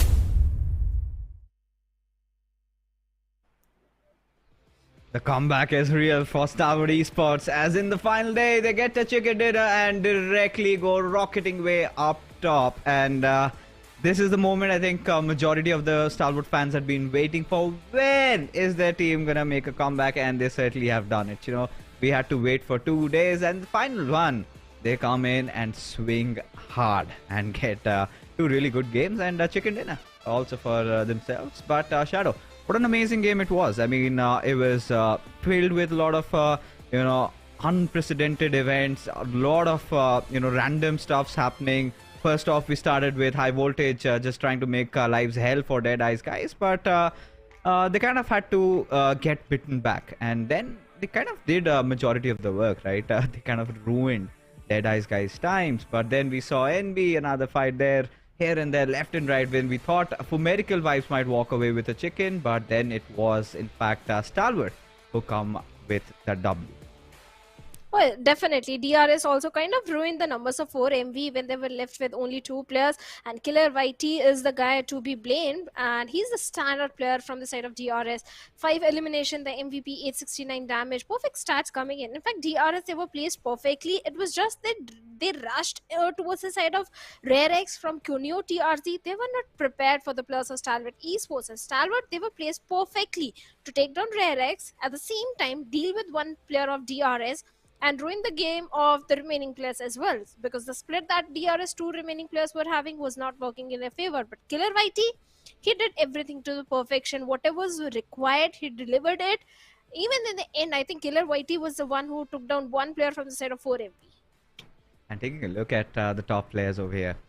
Alright, so we've got Killer, we've got Doc, Tops, IC, and Soulless is not one of the suspects that we would expect, but towards the end, don't ask me how he survived and how he did the things that he did. He somehow did. And, you know, those were those cheeky plays coming in from their side. There were multiple times where Seal kind of were a little lucky and just got away with murder. But yes, Seal Esports, a really good game for them, and they would be happy because team are right at the very bottom, a few more points, and could dream of making it to the SA Championship. But taking a look at the match summary, so again, the usual suspects in front of us over here.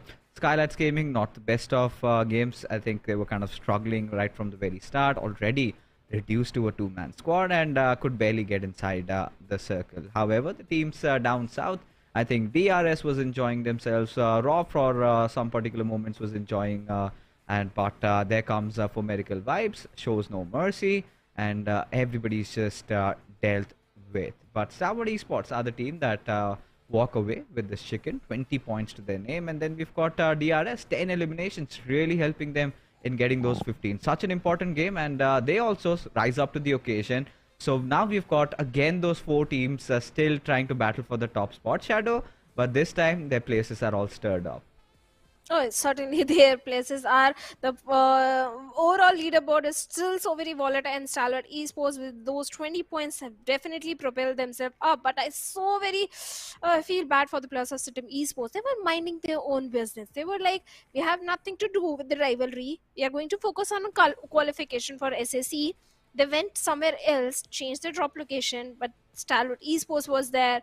They didn't have the numbers at that point, and SITM, I feel bad for them. But Leo Esports, this time today, back-to-back 2 bad games from the side of Leo Esports as well. High voltage, well, they paid price for the rivalry, nothing to be blamed. They called for this kind of a performance, and they got only 1 point. Yeah, and this sort of leads us to the overall rankings. There you can see, still could be just anyone. The battle is still intense, still hot between the top 4 over here.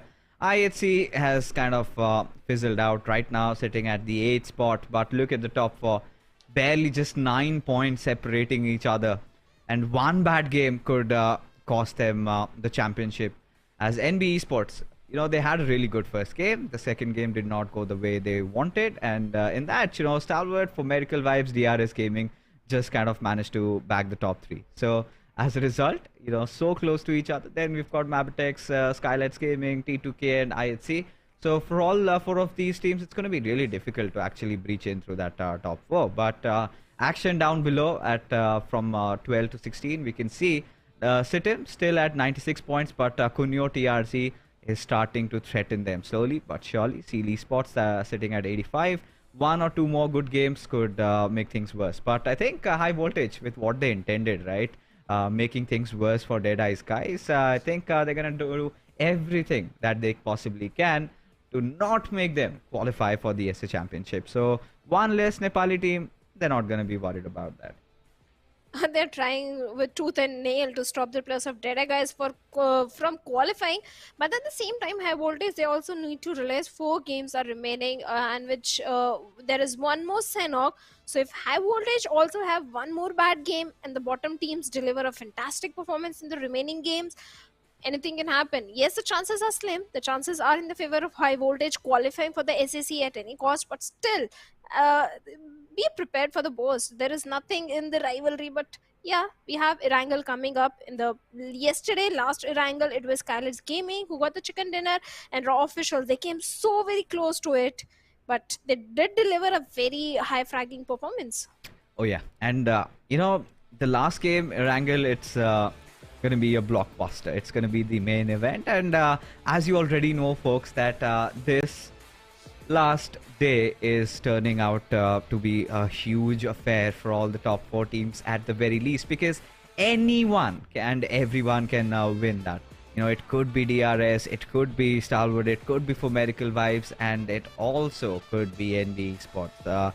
You let us know who do you think is going to win in the next map of Erangel. Stalwart finally getting a chicken dinner. I think they were the only team in the top 4 that was without a chicken dinner up until now. But, I've made my prediction already, locked in. And Bhavna, for you, who's it going to be? It's Seal for the entire day. It's going to be Seal from my side as well. Alright, so we're going to lock Seal also for the rest of the day for, Bhavna over there. So that's, just barring that, but once we're done with predictions and everything, coming down to business. So it is Erangel. I think Erangel has been one of the strong suit also for DRS, the likes of SKYLIGHTZ Gaming, but Stalwart Esports. They also tend to, clutch things through. And especially with how well they performed in the previous one in Sanhok right now. I mean, we could be looking at them also taking over. But NB Esports, they've been dealt with a blow. They cannot afford to leave any corners unchecked, right?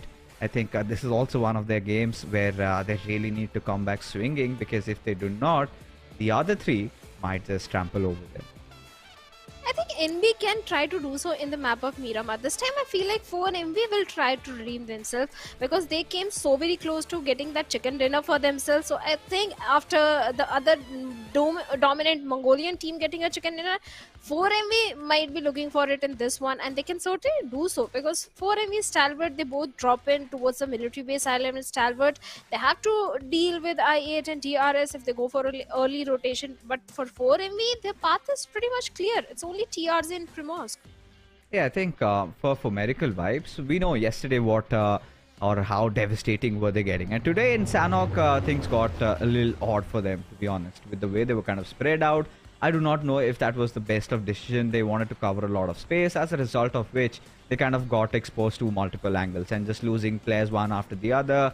And Doc was literally helpless in that 1v3 situation in the end. But we're going to keep that past us as we head along to the 3rd game of the evening, as final 3 matches after this remain. So make sure, viewers, whoever are watching, get your friends in, because this is looking to be a one hell of a night tonight. And right now we've got the flight path trajectory all the way from Gatka towards Mansion, and quite a decent one. I mean, teams are going to take it with open arms. A little bit tricky for the players of for Medical Vibes and Stalwart to get down to their drop location. At this point, you would also be anticipating a few teams to also start firing on all cylinders, right? They know that maybe their chances are done and dusted, especially for the likes of maybe Raw officials. They want to go a little aggressive, try to just take down every single soul in front of them. But TRZ, they'll have to be very cautious, because they know there's a sliver of chance, because SITM, well, they haven't been having good games, have they? Oh yes, certain they've not been having the best of the time today and yesterday as well. But on the other side, TRZ, they do have the capability. Yesterday also in one of the games, they did showcase a good performance. They just need to keep their numbers alive, and look at the circle. Perfect circle for both the Mongolian teams. What a time for a Southern Circle, to be honest.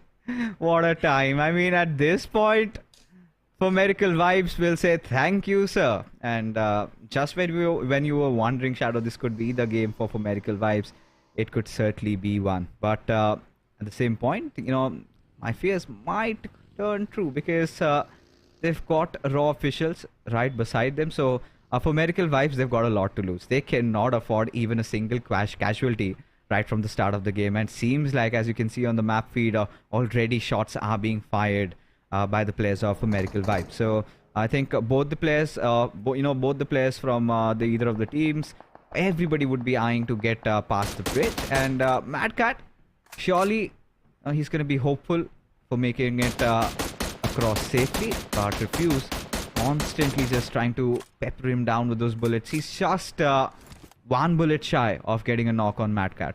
But considering Mad Cat has made it to safety, the big question is, does he have any meds on him? No, neither a gun. So all he tried to do was just try to get the vehicle away from Miracle Vibes and making their lives hell over here. Now the big question is, how do Miracle Vibes even cross the bridge when they're under constant threat that maybe Mad Cat might take them down? But they look fearless.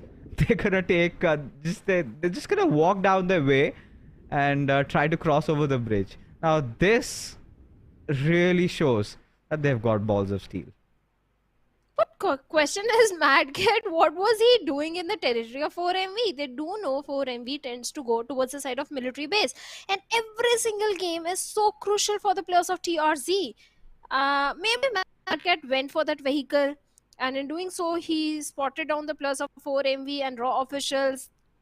Was trying to make a quick escape, but 4MV, they punished him, and finally he decides not to give away his punish point to the players of 4MV, rather drown to his own death. But 4MV, they have a new enemy that is going to be SKYLIGHTZ Gaming, rather a new victim, because SKYLIGHTZ Gaming, they are being dealt with. AJ also goes down, and looks like Nima is the only man standing from their side.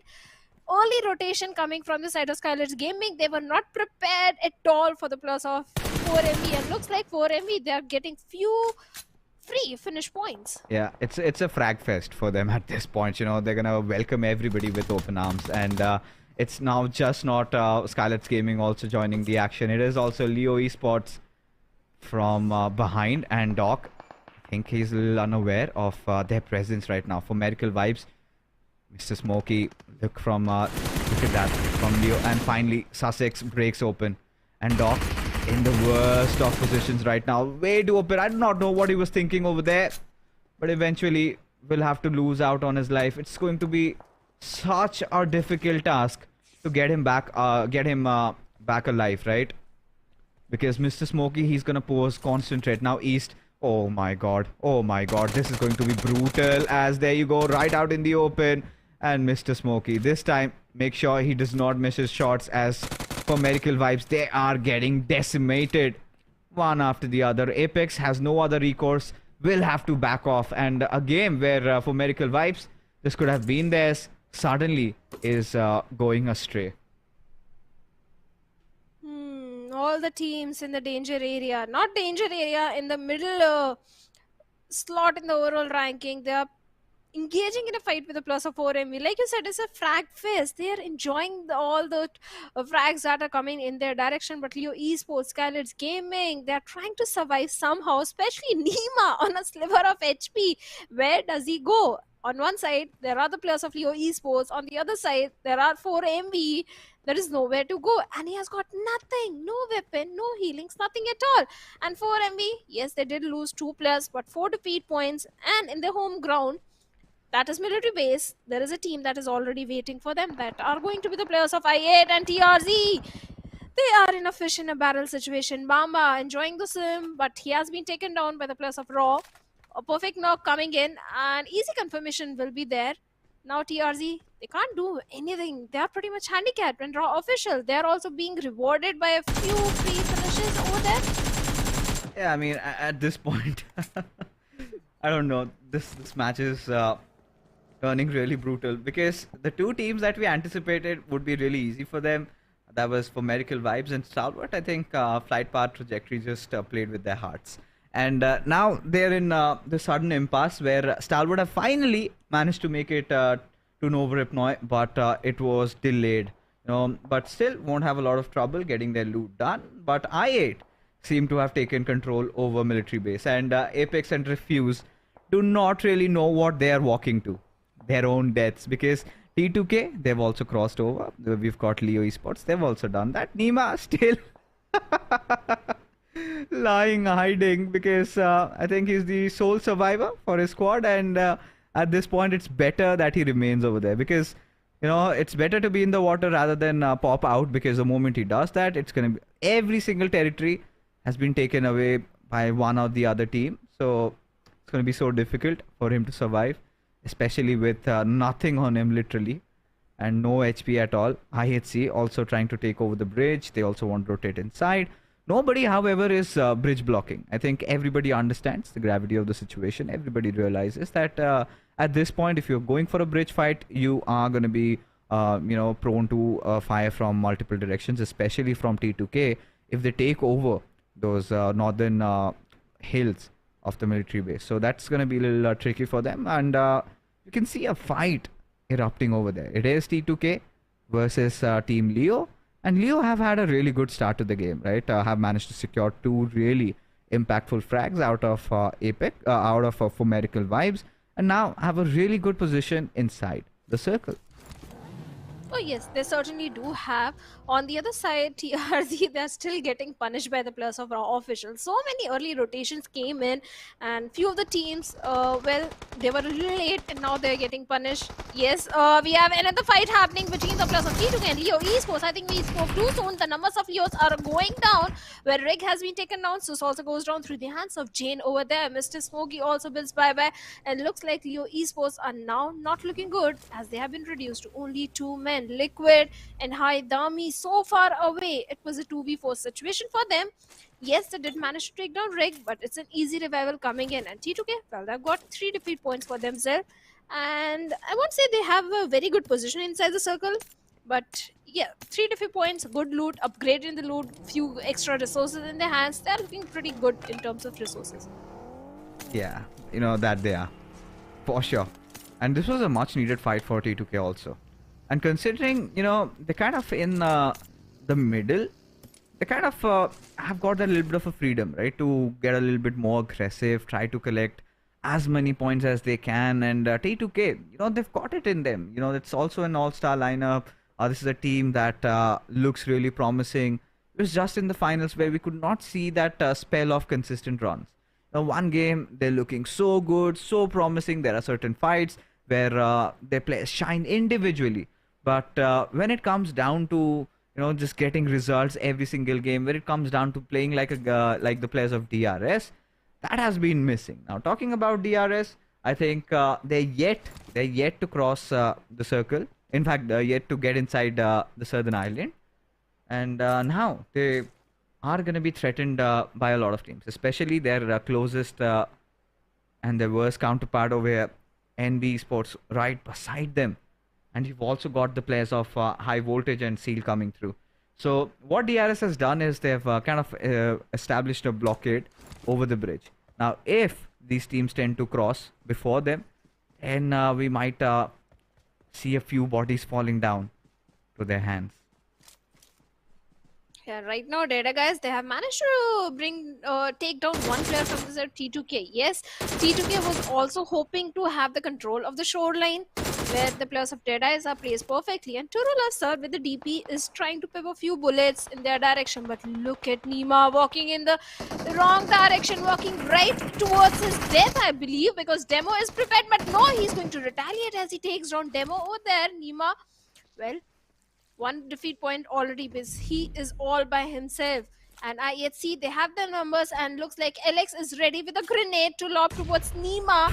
Can he find the perfect projectile? But no, he gets a confirmation point onto his own teammate that Nima is going to be very happy. Now he's prepared about the barrage of grenades hiding in a corner, and Alex is still looking and hoping to take down Nima.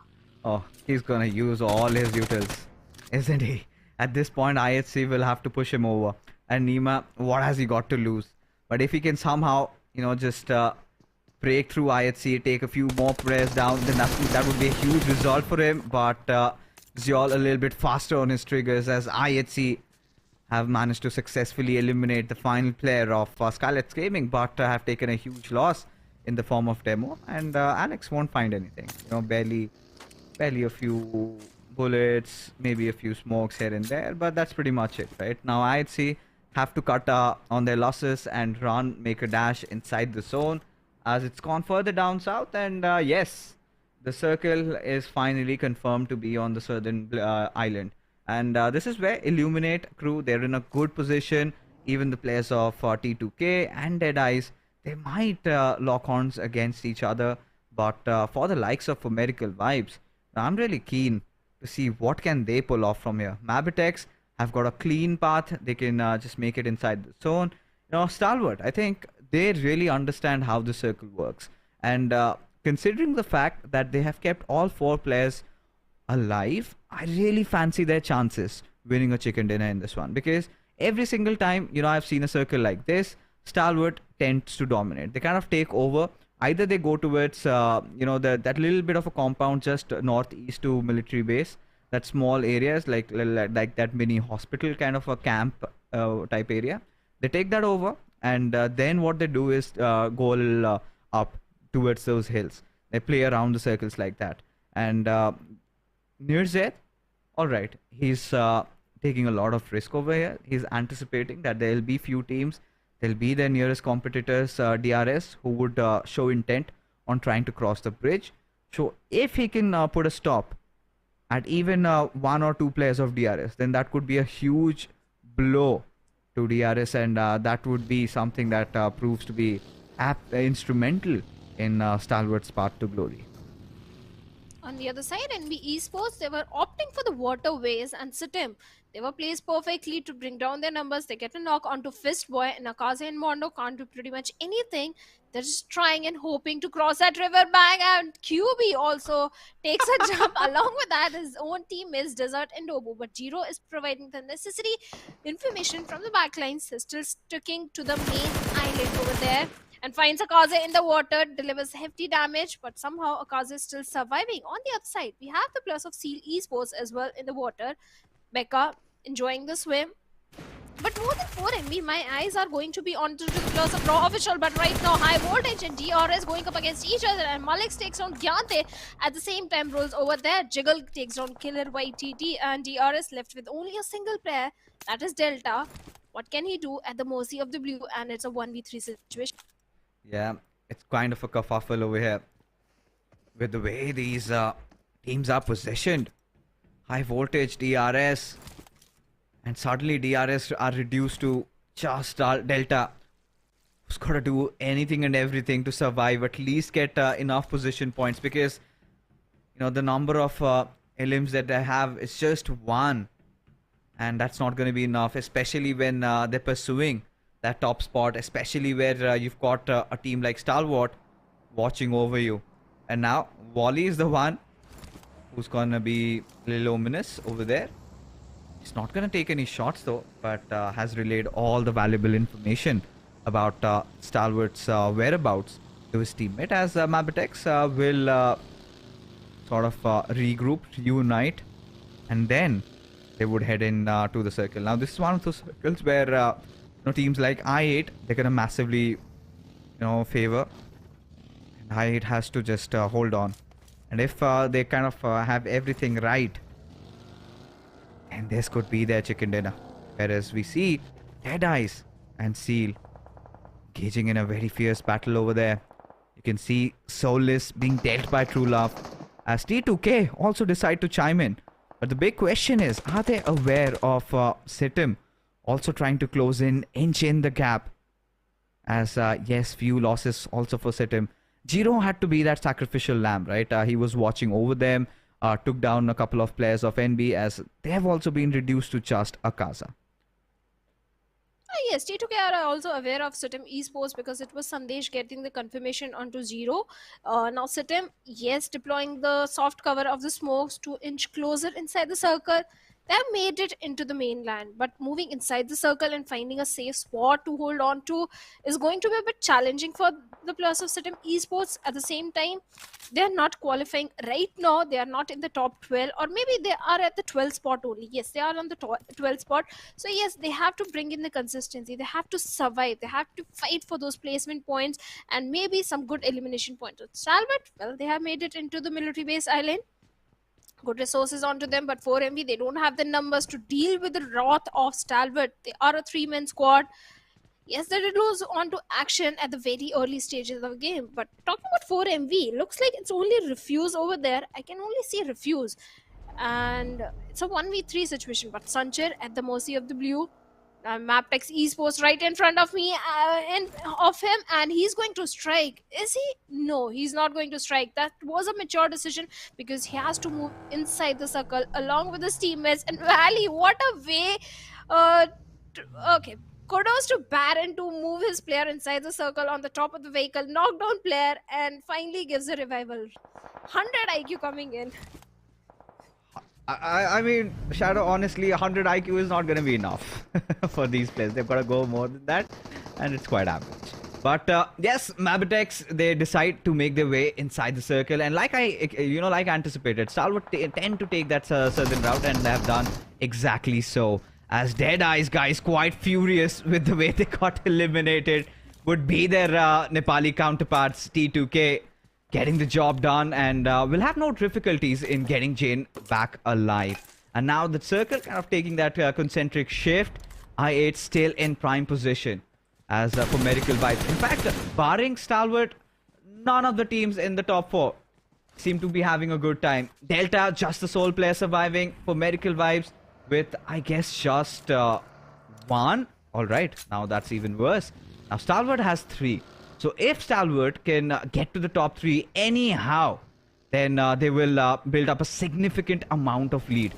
And now IHC, in fact, Godless, where the players of Raw are just banking up on him, and somehow he has to fight against all odds. Can he get even a single knock? The answer is going to be no, sir.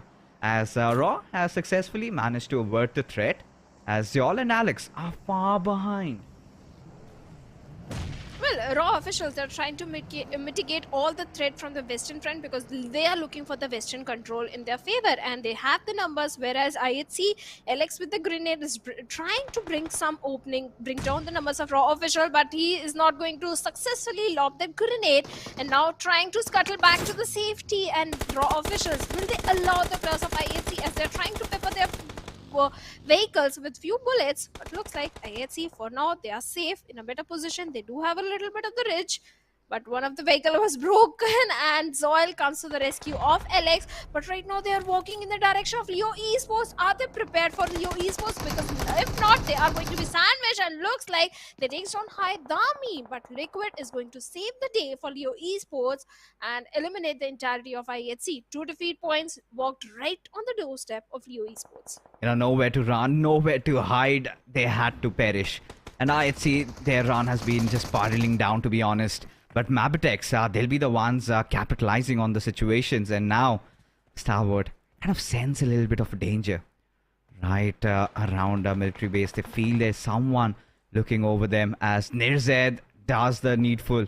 As for Medical Vibes, just with 4 eliminations, they wipe the dust. And now, well, at this point, right, this is it.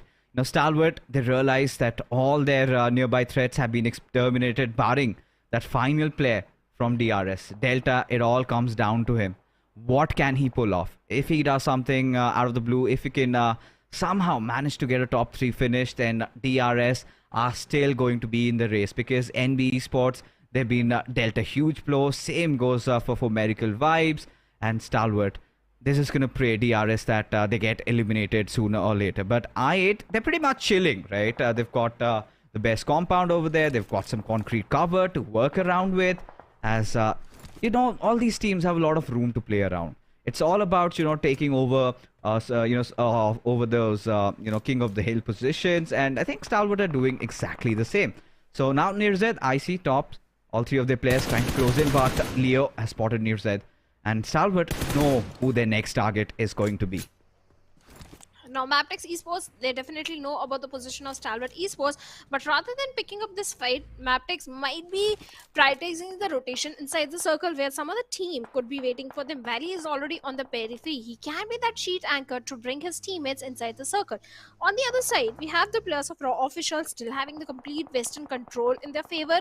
They're looking very good and strong in terms of the position in the epicenter. We have the players of Leo Esports, but all they have is a little shack to hold on to, and they don't have the numbers. So Stalwarts are looking good if they manage to move inside the circle, but that journey is not going to be easy because they might have to cross paths either with I8 or maybe Raw officials, and from the looks of it, looks like they're heading in the direction of Raw officials. Are the players of Raw prepared for it? Because looks like one player has been knocked down. They are going for the rescue mission. They are not prepared for Stalwart Esports right now.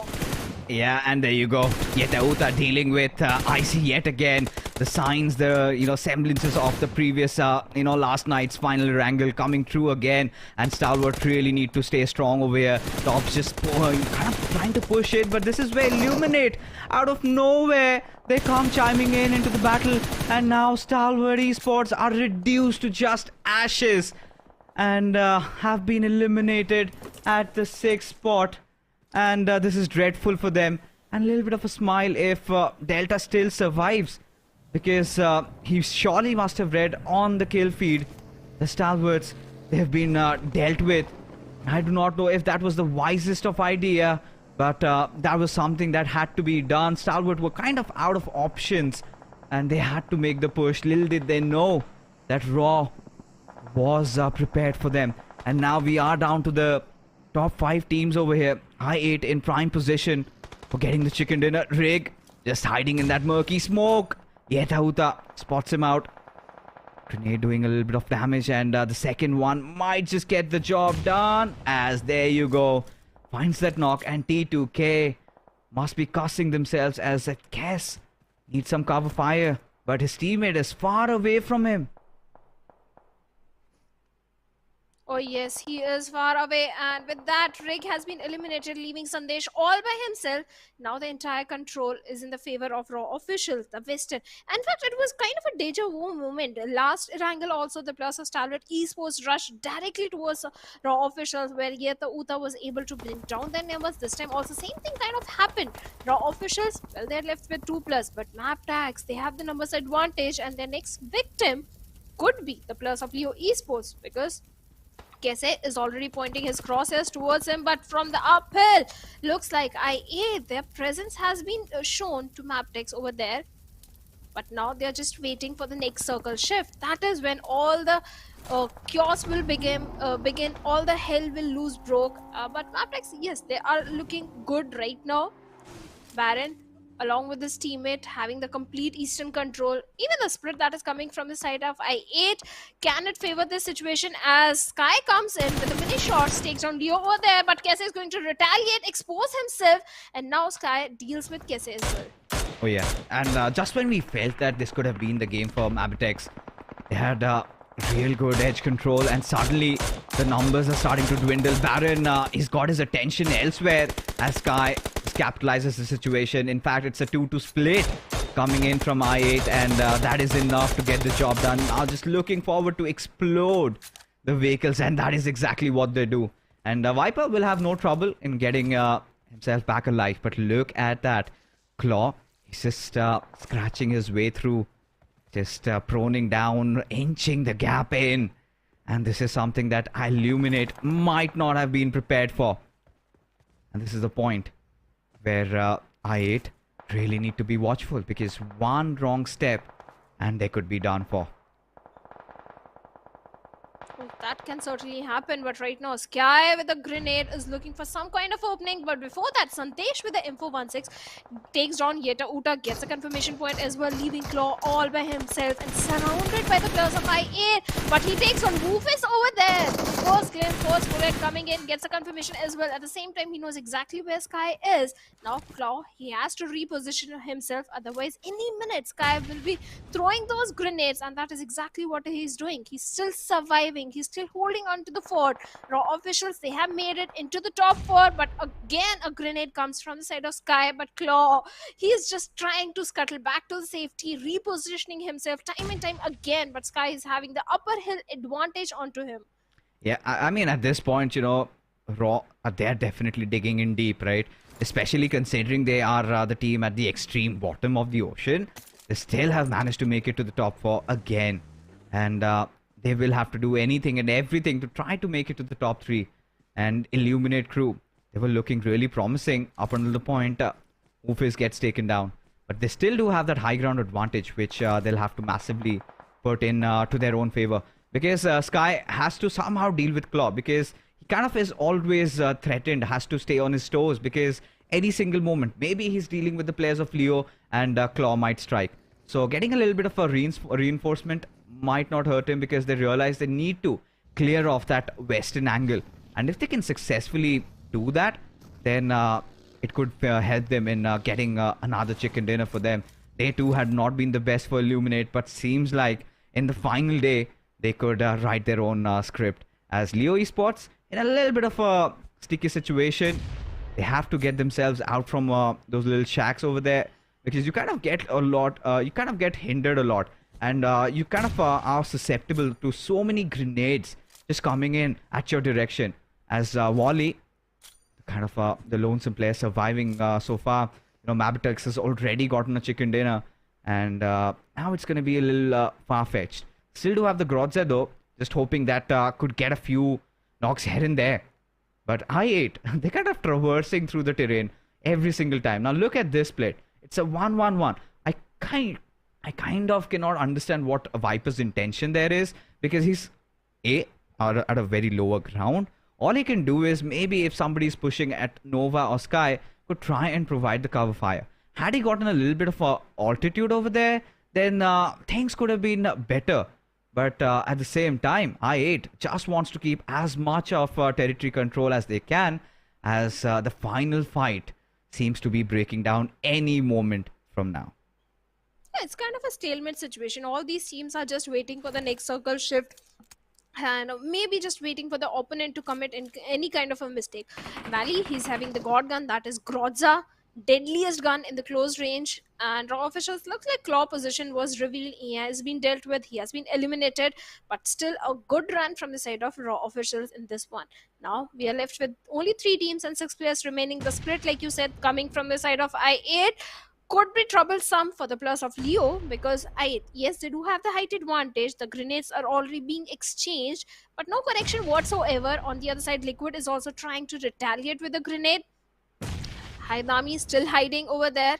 And look at Sky, he's crawling his way, inching closer to get some information onto the position of Leo's. But Valley, he can be that ugly thorn, because he's being so silent up until now, not making any kind of sound, not giving any sound cue. But he needs to be aware of Nova X, because look at the flank angle which Nova X is holding on to. No one has any idea about his position, and this was so close. And finally Haidami takes down Sky over there. Sky shows himself, and now he has been punished and dealt with. He was a dead man walking. And this exactly happens in the final circle if you do not have teammates near you to kind of trade you off. And this is now doable for Leo Esports, as Sky will get some aid, as Nova gets an important knock on Liquid. Now this completely changes the dynamics, because Haidami is left to fend for himself over here. With the revive on Sky, I8 have taken complete control over this game. Haidami just hiding behind that little box, but for how long can they do that, as now he's exposed, and the grenade gets the job secured for Illuminate Crew, as they manage to get yet another chicken dinner. Day 1 was amazing for them. Day 2, we saw that little bit of a downfall. And cometh day 3, the final day, Illuminate Crew bounce back, getting a very valuable winner chicken dinner. But that's not going to change a lot of things up top, because all the top 4 teams, just barring Stalwart, kind of went down pretty early. And Stalwart also, I mean, eliminated at the 6th spot with just 2 finishes. I do not know if that's going to be enough to build that lead. But with this chicken dinner, Illuminate crew get that 9th position for themselves and are going to be enjoying this win.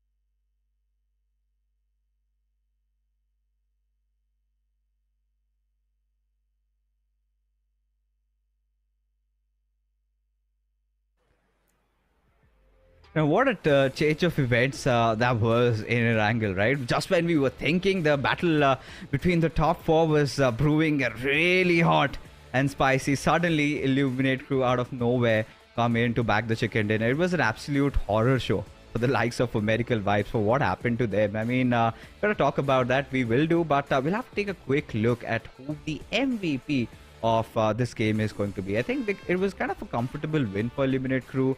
They held on to their position really well and had no trouble taking out the rest. But for now, I mean, Sandesh has to be the MVP for his team. 8 eliminations for this lad, and we could see T2K being in the thick and thin of things right from the very start, getting into a lot of fights. 914 points of damage, 8 eliminations. T2K, they're gonna be happy with how Sandesh performed. Oh, certainly. 8 elimination perfect starts coming in, and Sandesh has saved the day for his team so many times. In fact, Dieter Uta, the minute the players of Stalwart Esports rushed towards the side of Raw officials, it was Dieter Uta to bring down their numbers, to bring the first opening, and 4 elimination to his name, being in the top players. And Sky is there with 2 elimination of his own, but a pretty high damage number. So all these players did play to the perfection. But yes, T2K, they were trying to have the complete northwestern control under their favor until Raw officials decided to go a little north from the south, and they kind of ruined the game for the players of T2K Esports. They did manage to have the entire control, but before getting eliminated, T2K, well, they got too many elimination points in their favor. Yeah, and I think it's time to take a quick look at the match rankings, because that's going to give us a slight picture of what's really going on. See, Stalwart, there you go. I mean, just 4 points out of that game, and DRS could accrue maybe 1 or 2, because now what has happened is MABETEX and for Medical Vibes, thankfully to those early 4 eliminations, they're still in the race, right? Still have managed to secure a point extra than Stalwart Esports.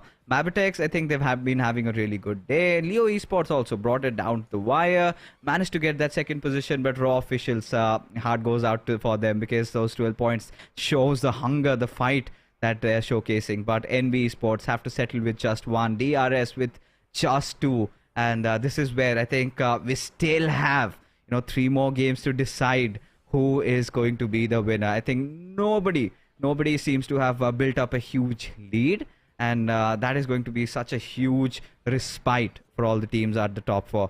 But SKYLIGHTZ Gaming, I mean, Niva, all he could do was just, I think, take one of the players of IHC down, and I think that was a demo, but it was all right. I mean, towards the end, neither of these teams could walk out with extra points to their name. DEADEYES guys were pretty pissed about how things went out for them, but it was what it was, right?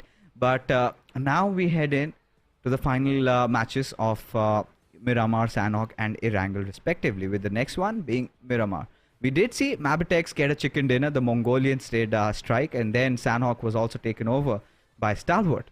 And Erangel, a surprise I-8 victory, leaves us with those final 3 games where anything could really happen. And at this point, you know, we have made our predictions, folks. And for all you viewers, we need to know. We need to know from your side, who do you think is going to win? Because now this is such a pivotal situation. We are at such a impasse where a single chicken dinner for either of these teams from top 4 will entirely change the dynamics of how things are gonna look. Because if a team like let's say DRS gets a chicken dinner over here and the remainder 3 get eliminated pretty early, then we're looking at 15-16 points of difference being built up, and that is going to be so tough to overcome with just 2 matches remaining, and out of which 1 being Sanhok. So it will be the final game, Erangel, that will decide the fate of all these 4 teams, at least whoever gets to be the champion. But the race for the top 12 is still on, especially with Raw getting those valuable 12 points. They're also, just clawing and scratching their way inside the top 12. Oh, they are fighting with tooth and nail. They are trying so hard since yesterday to qualify for the SSC championship. Yes, Raw officials are strong in Erangel, at the same time Miramar as well. But like you said, it's with only 3 games remaining. In the last 2 games, we can have certain bullseye target on few teams, because yes, that is the time for the rivalry to go for to go against each other, to go into each other's drop locations and have those drop collisions. So yes, these things can happen in the last 2 games, especially in the last Erangel. That is going to be so unpredictable. So this is a very crucial game for all the teams, whether you are contesting for the top position, whether you are contesting for the qualification of SSC. You have to have a very good performance in this one. If you manage to have a decent performance in the remaining 3 games, same goes for SITM also. SITM also needs those points, because the way in Sanhok they were taken down pretty early in the game, even they need those points. I mean, yes, SITM Esports, I think the way they started off their grand finals, we thought it's going to be an easy one for them. They would easily qualify to the top 12, and they did manage to get a chicken dinner early on in day number 1. But ever since, it has been a road down. So at this point, somewhere down the line, SITM have to redeem themselves. Miramar has been one of their go-to maps where they have kind of achieved majority of the success as we venture along into the deserts, and we find or rather on our path to find whoever gets the chicken dinner over here will have a major advantage, at least out of those top 4 teams that we have in front of us. So as we head in, it's a decent default flight path. We are looking from water treatment towards Los Higos. None of these teams are going to have a lot of trouble dropping down below. Today, the first zone that we witnessed in the first game of Miramar was a little bit down south, and it went towards Minas Day Valley, somewhere around that region, or a little bit eastern to that side. And we did see, the chicken dinner went to MABETEX, but this time, I really want to see something happening around Crater Fields. What about you? Oh, I would love to see something happening towards the northern side, be it OSS, Crater Fields. Even the territory around Crater Fields is not so easy to play around. We have certain ridges, certain higher grounds, certain lower dips. So that area itself is not easily easy to play around with. And at the same time, so many teams don't have so much information. If you're a team dropping towards Puerto Pirasi or towards southern side, you are not so much aware of the geography of Crater Fields, but looks like your wishes are not going to be granted because Crater Fields is out of the picture. But maybe we can have a circle somewhere towards Power Grid. That could be a possibility. If that happens, well, the players of Leo, they are going to be very happy. Well, I mean, at this point, yeah, few teams like, let's say, Stalwart, if they can successfully take over those hills, they're going to be really happy about that. DRS, I think SITM had always been posing a constant threat, but things seem to be a little different over here. SITM, they've decided they'll be sitting it out at Los Leones I-8. However, they are not showing signs of getting towards Los Leones. Maybe they will eventually, but they're kind of looting out at the, just those exterior parts of Los Leones. That is what their intention is, which is kind of visible right now. Leo Esports, we have always seen them. They kind of go around with that spread, 1-1-1-1. They loot and then they sort of rendezvous with each other, and then they kind of tend to take another position. High Voltage, however, they've taken over Picardo. So they're going to be really happy with where they are right now, or they need to get their loot done. And this particular circle, I think, kind of tends to end mostly around the eastern side of El Pozo, sometimes around the Picardo Hills. So it's going to be interesting as to see who the circle favors in this one game, because IHC, I think they've shown to be one of those teams that has kind of really faded out with every passing day in the grand finals, right? They were kind of in the top 4, and then as the days passed, they kind of went down, and at the point where they're not at the best of positions, to be honest, way down below. So not where they're supposed to be. They're still safe. They will still qualify for the SC Championship, but not the way I would have seen IHC done that. 100% agree. The way they started the grand finals, day number 1, IHC was performing really good. In one of the Sanhok, they came on the 4th spot. Then again, they were delivering good performances. Yesterday also not so shabby, but today IHC, even in the previous game, they were in the bottom 4 in the match ranking. So yes, IHC, they will qualify for the SAC, but they really need to work on few things, the mistakes which are being happening, so that they are looking super strong for the SAC. But talking about this particular team, 4MV as well, last Miramar looked like is the game for the plus of 4MV, considering their drop location, the circle, it was the way it was formed. But right now 4MV, this still can have the complete southern control in the favor, because the only team that is coming from the southern side are the plus of raw officials, which 4MV are aware of. So they are going to be prepared about the plus of raw officials. On the other side, talking about a team that is in a very good spot are the players of NB Esports. Even NB Esports, they are also looking for a chicken dinner fixes, because yes, they're showcasing a consistent performance. Previous Miramar, they came so very close to getting that chicken dinner. So this time, maybe they'll be looking forward to it, because the El Pozo entire control is in the hands of NB Esports.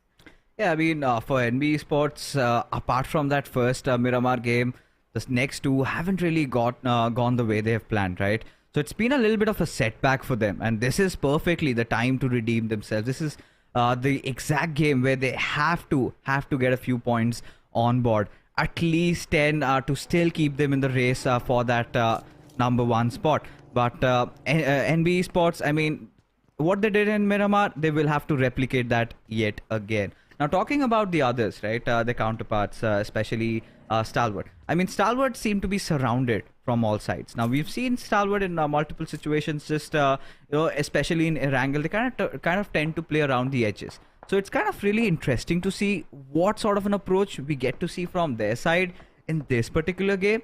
But talking about the rest of the pack, if you take a look at SKYLIGHTZ Gaming, a team that was absolutely dominating day number 2, suddenly have vanished from the face of earth at day number 3. Just when we thought, if SKYLIGHTZ gets to a really good start, I think they could also have been one of the contenders to take the top spot, but seems that's not the case, as High Voltage getting some crucial information there on the players of Leo, and will not take any shots, will not threaten them, because there's no point. Even if they get a knock, they really cannot go in for the push and get the squad wiped. And for now, I mean, it still could be anybody's circle as long as they're secured over there. If High Voltage could get control over the southern Picardo Hills, then that could be really fruitful for them. But at the same time, it is getting contested. Maybe SEAL Esports has shown some intentions to mark that as their territory.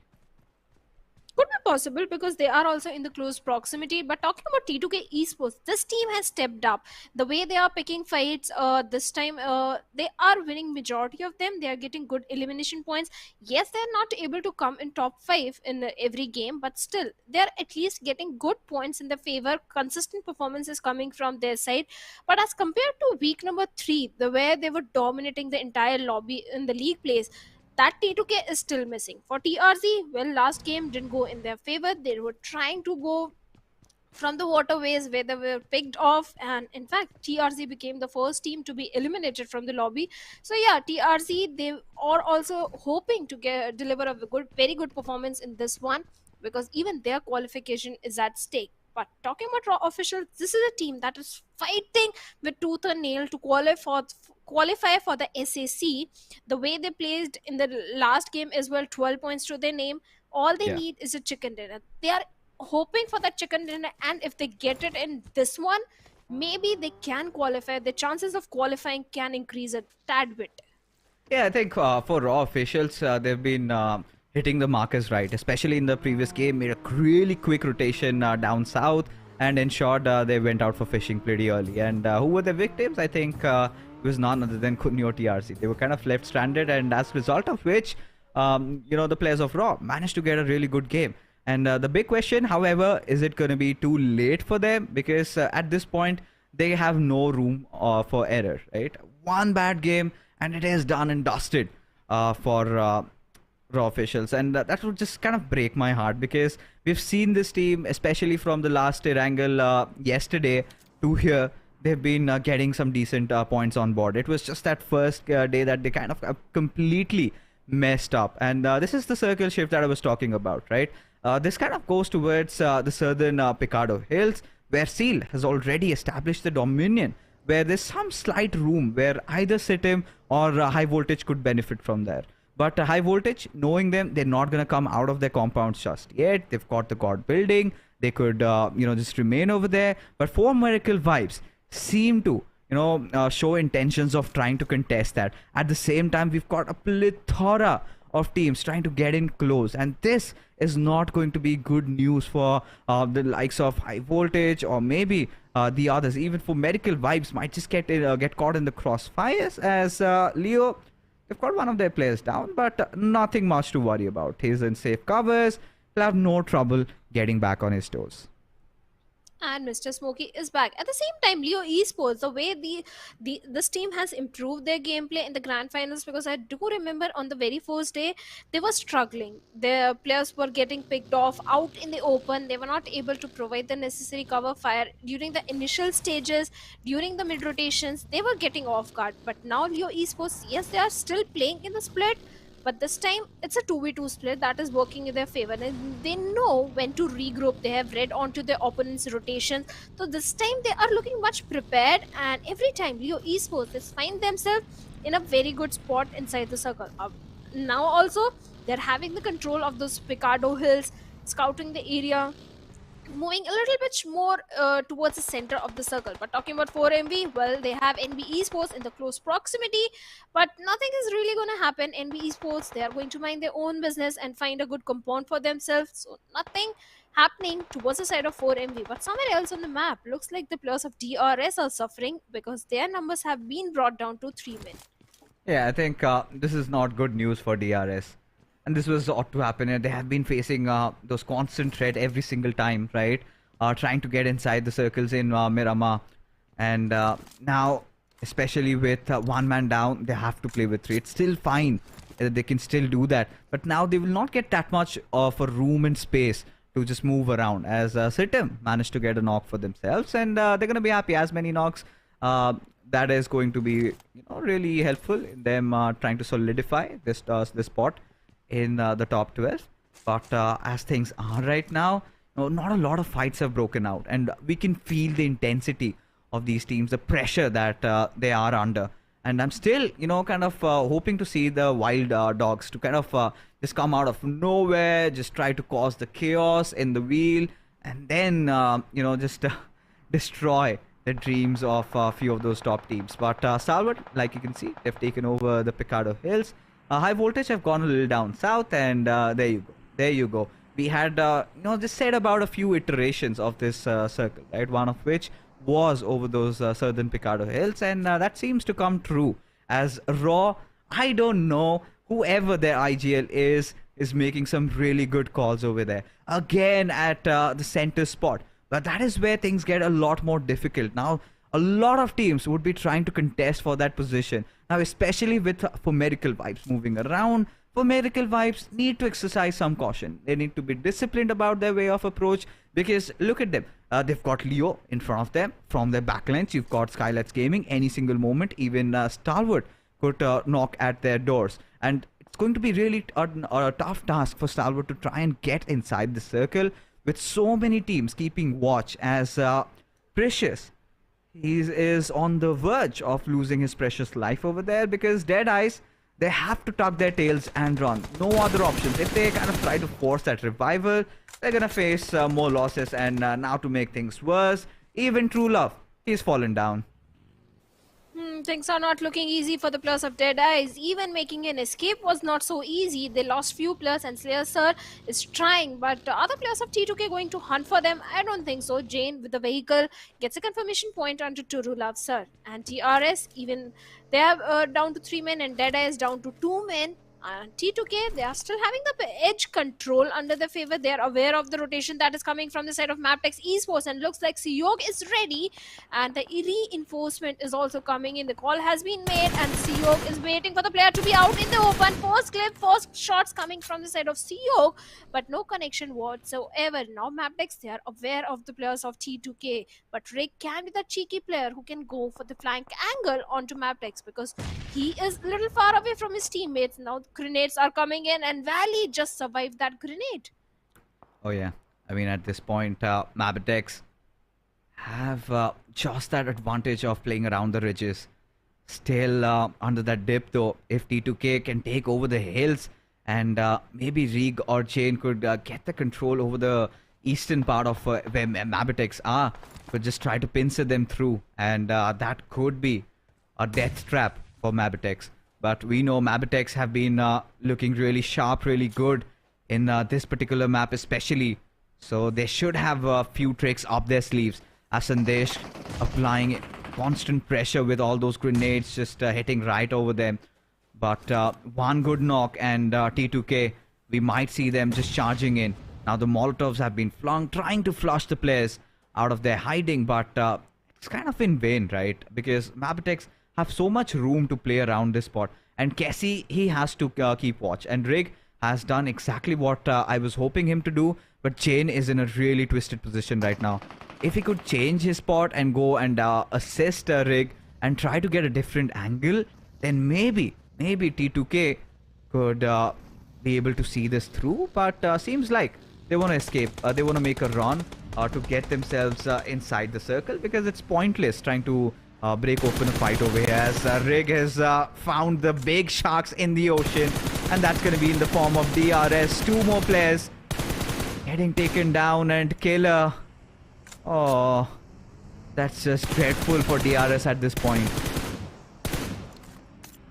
DRS, they were also trying to make the rotation from the eastern side. All these teams, look how busy the eastern area is of the circle. And DEADEYES guys, Slayer Sir, Gyante, the remaining players from these 2 teams, and looks like Slayer Sir lobs a perfect grenade towards Gyante.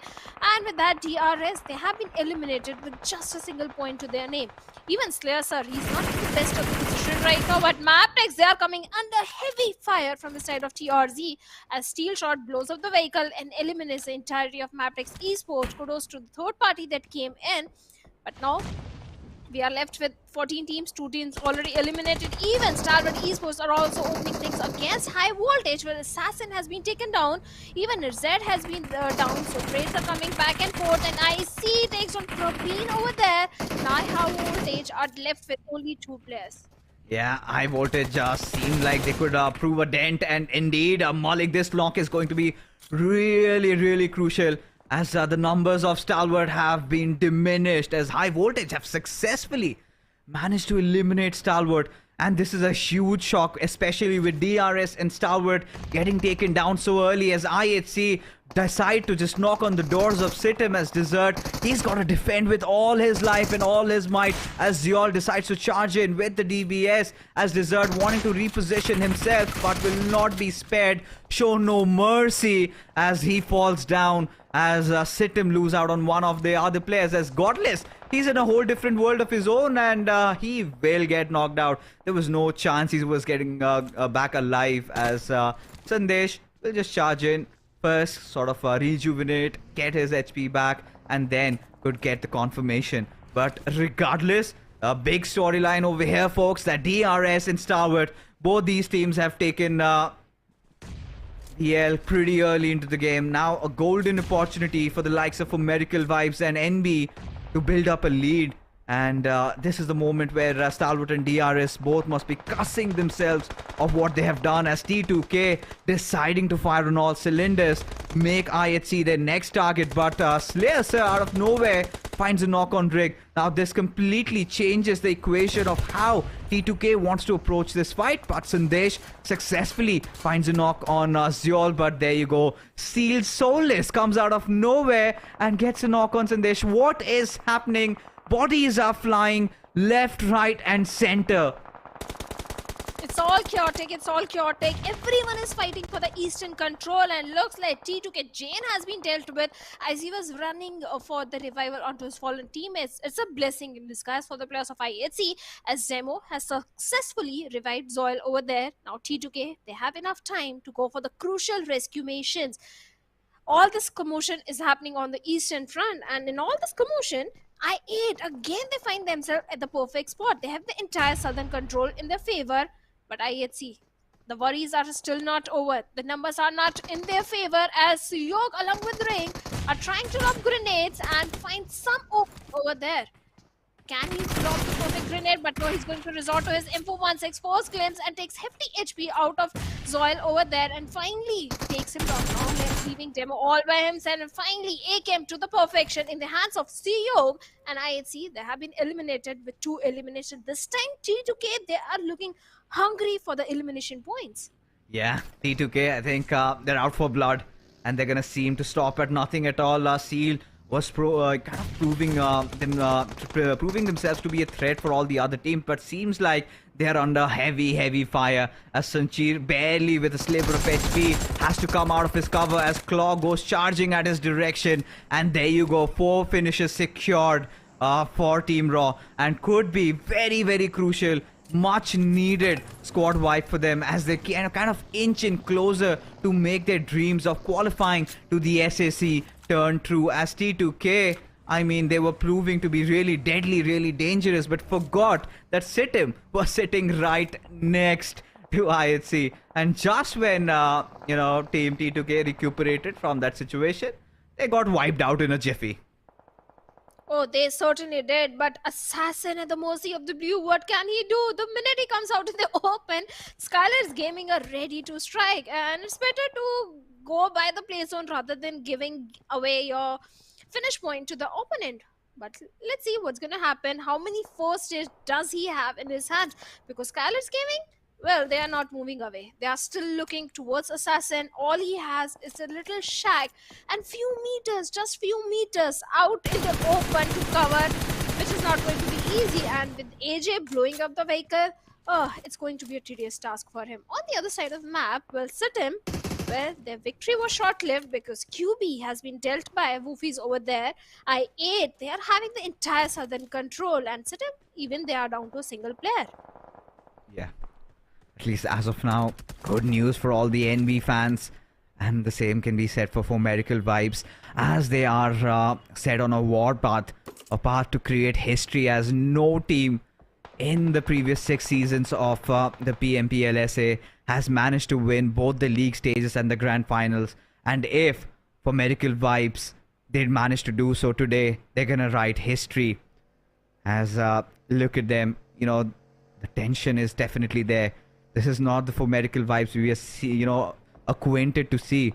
Usually at this point they would have made a push on Kunyo TRZ already, but now they are playing with utmost caution. They know how important this game is, and they know how crucial it is for them. And the same can be said for the likes of NB Esports, who have had a rather different style of approach. They're much more balanced as a team. They really know when to notch it down a little, and that is exactly what they've done. They've got a really good spot inside the circle. They've got nothing to worry about. With Medical Vibes, they finally have to make a move, finally have to make a dash inside the zone. Now, what is going to trouble them?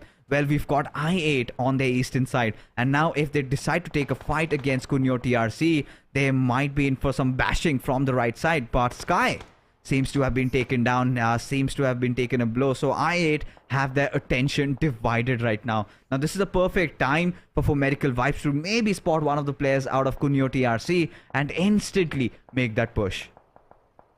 Well, they can make the push, but NB Esports and TRZ, they are being silent for now. They have the circle, they have got everything. On the other side, I'm worried about the players of Leo Esports because one side, SKYLIGHTZ Gaming, they are aware of their position. Another side, on the uphill, we have the players of Raw Officials, and looks like AJ wants to have this fight. Raw Officials, they have a good ridge under their control. They do have good covers for them. And Leo Esports, all they have is an open concrete. And AJ, that smoke is already inching closer as Leo Esports, this vehicle steady, are moving inside the circle. Even AJ has spotted down Zordi from the side of Raw Officials, but Zordi is going to take down Leo Esports, one player left with a sliver of HP, and AJ is going to capitalize on that. And Zordi also goes down. Trades are coming in at the same time. SKYLIGHTZ Gaming, can they find the confirmation? Because at such distance, you can definitely knock the players. But getting the confirmation is not going to be easy. But HIGHVOLTAGE, well, you can certainly get a confirmation onto him. At this point, you know, Leo Esports, they've kind of been proving themselves as the wildcards, right? Every single time you kind of tend to discard them, they somehow come back swinging. But this time is not the case for HIGHVOLTAGE. Caught a little astray from his pack and has been dealt with. But now this is one of those knocks that maybe for Medical Vibes were waiting for on a player of I8. And all they've got to do is just pick the right fight. Right, they cannot afford to lose on numbers right now. They need a few elimination points nonetheless, and they've been silent so far. They haven't been getting into a lot of action, which we've seen them doing. And just when we were talking, Doc gets taken down, and things start looking really south as NB have finally managed to take down East. The danger man for Medical Vibes, and now hell's falling under. The skies are falling down for them. As for Medical Vibes, not just they need to get their players back up, they somehow still need to manage to find a good position inside the circle, especially with them being so exposed. There you go. East had just gotten revived up, but I8, they're going to start punishing them.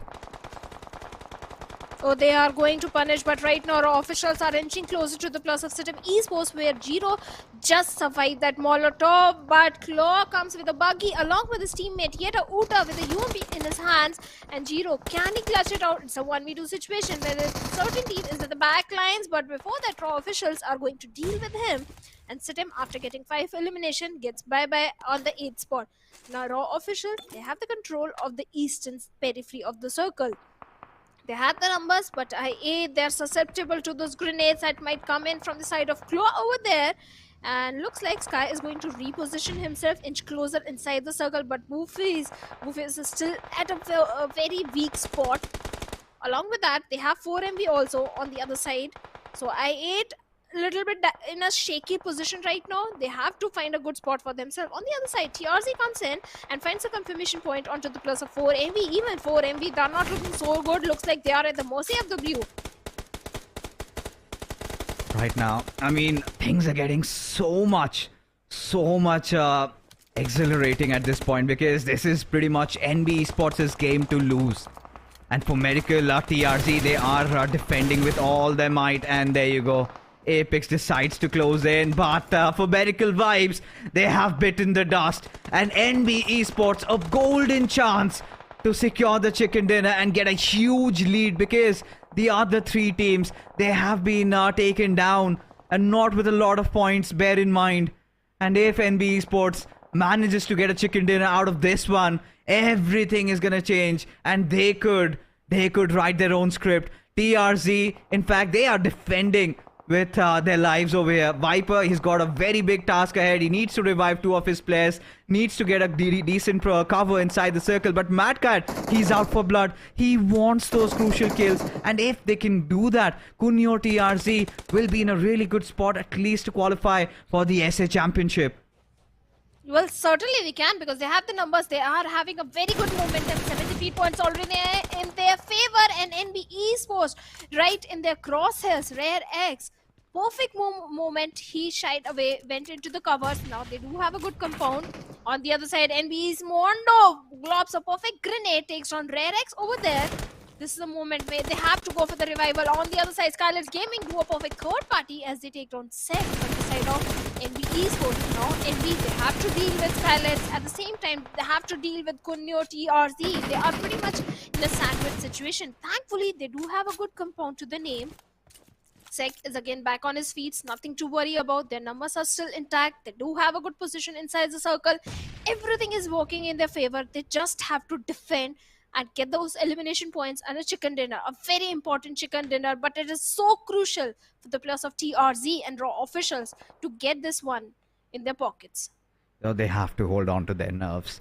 They cannot let this game go away from them. SKYLIGHTZ Gaming, Raw, everybody just hell-bent on taking them down as Yeta Uta decides to fight against the monsters that SKYLIGHTZ Gaming are decided to charge in at their direction. In fact, Raw trying to pick a fight against them but could be exposed to attack from the side of NB Esports as AJ somehow bobbing and weaving, trying to keep himself alive. But for how long is the big question. As Sek manages to find a knock far away. That will be on Nova. But coming back to this fight, Raw, they are showing intent. They want to go in. But Zodi can only find one as there you go. He gets traded by Fistboy, in fact, from the backlines as No Fear and Mafia Ninja. They have to somehow defend this area. They have to somehow keep them at bay as Raw still trying to kind of rethink the strategies as No Fear decided to initially charge in, but at the end kind of retreats. So a little bit of a hiatus, not the way we wanted in this particular fight, but for now it's a little bit of an intense situation brewing up as the Molotovs have been laid down, but nobody's burning as No Fear finally finds another crucial one, and Yeta Uta falls down to his misery as Claw finally remains.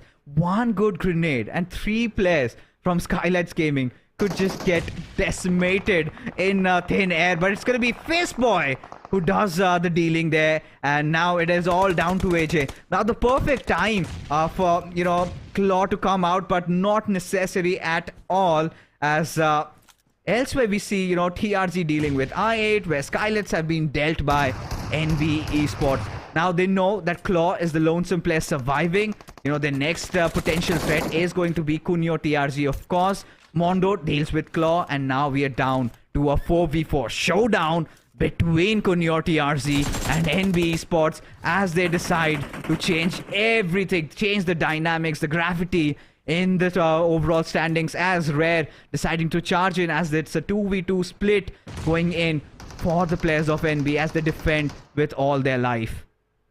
They have to defend, and it's so important for TRZ to get this chicken dinner, to get those 10 placement points and extra 4 elimination points if they want to qualify for the SAC. The smokes are down, the grenades from the hands of Mondo brings down the number of TRZ as RareX also goes down. No, leaving Madcat and Steel Shot. Even Madcat goes down to the hands of Mondo, and now NB Esports, this is the moment to strike, but last player was fighting, bring down one player from NB Esports, but not for very long as NB Esports, they reign supreme and get a winner chicken dinner for themselves.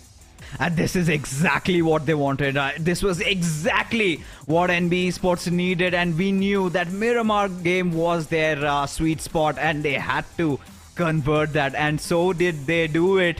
And with that being said, you know, with the other 3 teams barely managing to secure any points, and I think the 13-14 finishes chicken dinner, they are gonna propel themselves high up the leaderboard with a very good difference being created between the rest of the pack. And there you have it. Well, 13 eliminations, 23 points secured, and production has done a good job hiding their rank, but we know where they are placed right now.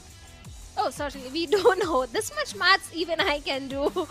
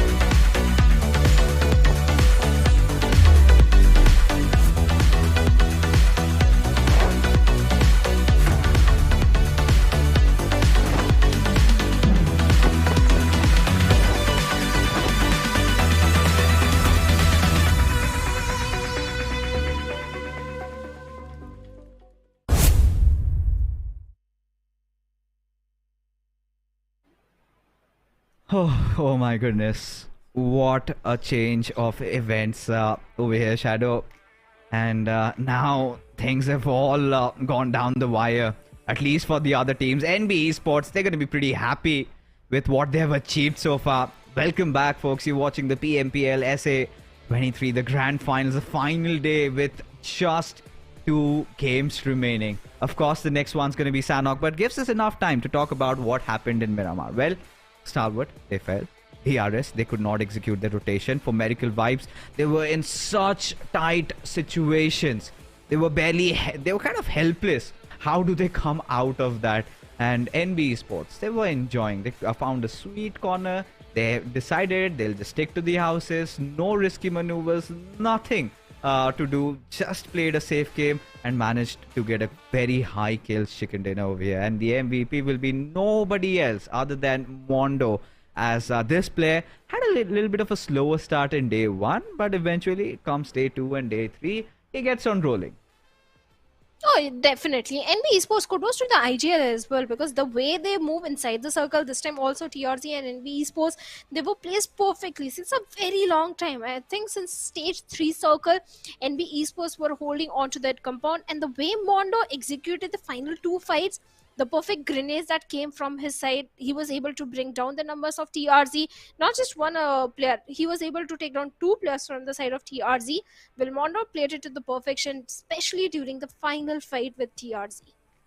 Yeah, I mean, at this point, that final fight is something worth remembering.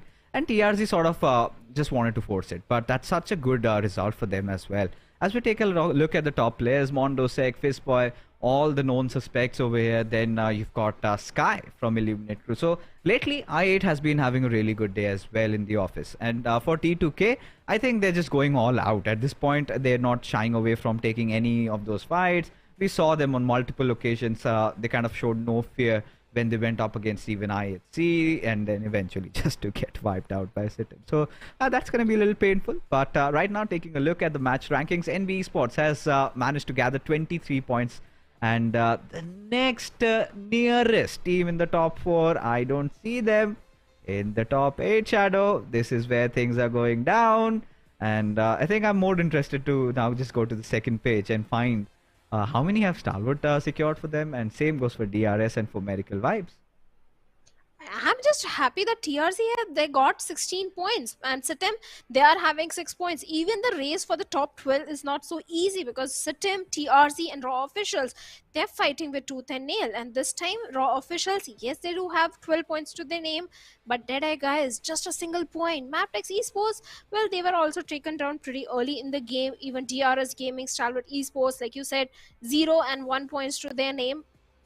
Not having a good run, but nothing to worry about. At least they're qualifying for the SAC championship. The only thing that is getting affected by them being on the second or third spot is the bank balance. But they're definitely moving into the SAC. Yeah, I mean, that's not going to concern them. But right now, I'm just kind of having butterflies in my stomach considering the final 2 games remain. And yes, we are done with Miramar, at least for the PMPL SA Grand Finals. And no more Miramars from here onwards. The final Sanhok and Erangel remains. Now, as we head into the penultimate game of this tournament, Sanhok has always been a game changer. And NB Esports, they've built a very good lead. All they've got to do is just hold on to it. And this is where, I'm kind of starting to speculate who gets the chicken dinner in this one. Is it going to be Miracle Vibes, or is it going to be Stalwart, they make a comeback, or is it going to be DRS? Because it's so difficult to actually try to pick up a team, because I'm pretty sure, Sanhok hasn't been NB's strongest suit. So somebody really needs to hit the nail over here, and we have made our predictions. That's going to remain same throughout the day. And this is the point where the other Nepali teams could also go a little bit aggressive. We saw what happened to Stalwart, where high voltage, they just did not care. They just wanted to go in, just press in and do whatever, but get those kills. And once they did, it was done and dusted for them. Even in the last Sanhok also, yes, the previous Miramar teams did perform really well. It was very aggressive Miramar as compared to the previous ones. Even the Sanhok also, last Sanhok, so many different things happened. Teams were caught in during the rotation, especially during the on the Camp Alpha Island. We have three teams like SITM, High Voltage, and DEADEYES. This game is crucial for all these three teams. Yeah, High Voltage, they're in a safe position, but for SITM, let's find out what they are going to do this time, because if they go towards the shrine, maybe this time High Voltage will be there again, or maybe not, we don't know. Their stars are not aligned properly, I think, for the plus of SITM Esports, because either last game didn't go in their favor. Previous Erangel also was not entirely in the favor of SITM Esports, but TRC, after such a dominating performance in the Miramar, I think a lot of things have opened for them. If they have back-to-back consistency in the remaining two games, maybe TRZ can qualify. Yeah, I think at this point, anybody, just could be anybody's game, because SITM, they have not been that great, to be honest. They've been getting a few kills here and there. Haven't really shown that consistency that was much needed, especially with that hunger coming in from TRZ. Even Raw getting 2 good games. Now this is where the positions are going to be threatened, and same goes for DEADEYES guys also, because we've got 2 narratives and 2 storylines for this particular match right now. Who is going to be the winner of this PMPL, and which teams are going to qualify for the top 12? With the battle getting really intense down the order, this game is going to give us a more clear insight, a more rather vivid picture of who's going to qualify and who's not, as we just hope to see yet another fight just breaking around Camp Alpha. Last time we could see, the players of High Voltage just contesting, DEADEYES just trying to, put a stop at their dreams of qualifying for the SA Championship. And this time, I think things look a little different. I kind of have a different take on this. If you want to really ruin a team's game, what you have to do is, instead of just dropping down at their location, a place where they're very familiar with, try to just block their rotation path, right? What are the ways that, a team like DEADEYES could opt for? They could either take that northern bridge, where IHC are anyways present, or they could go for down south, where you could really put your players in there and make their life hell. But now, interestingly, we've got a rather more central circle around that Paradise Resort. So I8 are going to be really happy about it. NB Esports also, if they manage to survive the wrath of I8, then you never know. But knowing I8, they have not done this throughout the grand finals, but come at the final day, they seem like they have a itch to take a fight.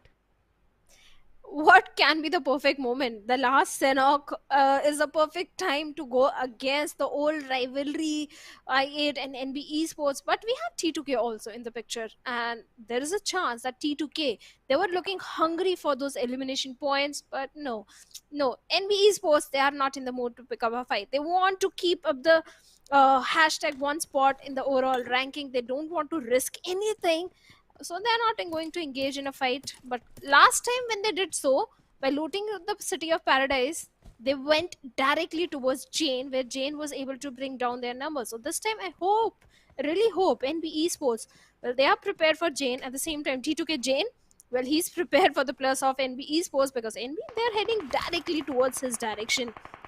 And looks like shots are already being fired from the side of T2K, and NB Esports. Akaze has taken a hefty damage. Now T2K, they are aware of the players of NB Esports. At the same time, from the backlines, I don't think I8 is going to do a third party at this time. They want to go for the chase. And just when NB were thinking that they could be safe, look at them. Look at T2K getting really close. And at this point, NB Esports might just get sandwiched, and their worst fears could come true. All they need to do is just get 5-6 points, and I think they'll be in a safe position to win the championship. And with so many of these Nepali teams right after them, this is where the real masala really arises, right? We hadn't seen I8 go after NB so early on, and today they did. They just threw them out of their compounds. And now T2K, what have they got to lose? They've qualified for the SA Championship. They have secured enough points. And now they could also go on to try and make things worse for NB. Because if DRS win this game over here, and with a good margin, then NB, will have a game on their hands in the final one. They will have to prove their mettle yet again. And this circle, I mean, not exactly a DRS circle because they have to get in the circle really quick. And same goes for Stalwart and also for the likes of Medical Vibes who have already left Painan. And instead are kind of somewhere just hovering around bootcamp. Raw officials, had they shown the same sort of tenacity from day number one, I think they would have comfortably been in the race to make it to the top 12. But now they have to fight for their spot, which they're doing, which I really appreciate. Do not give up till your last match. Oh, they are certainly not giving up. I agree. But yes, if day number one had they delivered a good performance in even one of the game, they could have been at a better position in the overall ranking. At one point, I was thinking it's way too late for the Raw officials to qualify for the SAC. But the way they are fighting, kudos to their efforts. I really hope they qualify. I really hope they get a chicken dinner. But right now, we have the players of Seal Esports holding on to compound, not having the perfect resources in their hands. Yes, they do have those shotguns, few smokes and molotovs, but nothing really that can help them to survive till the later stages of the game. At the same time, they have the players of I8 in the close proximity. So CL, they are just being the silent ones. They are just being silent, holding on to the compounds, waiting for the next circle shift. That is when they will start making those rotations, or maybe will go for the secondary loot. But Sanchar is definitely one of the guy that impressed us in the grand finals. But Soulless, he was the one from the side of Seal who used to perform really good in the league plays. But suddenly, I don't know what happened to Seal Esports, because in one of the Miramar, I still remember Seal was a team that went in all YOLO, all aggressive, going for those, hunting for those teams and grabbing those elimination points. But suddenly there is a drastic shift in the playstyle of Seal Esports. Now they are the more calm and composed one rather than the aggressive forces which they were trying to be in the league plays. Maybe it could be the pressure of grand finals, but hey, last two game remaining. This is the moment when Seal Esports has to bring the aggression. I mean, Sale, we did, touch upon them. This was a team that was one time, I think a couple of years ago, was one of the most feared teams in the SA region, right?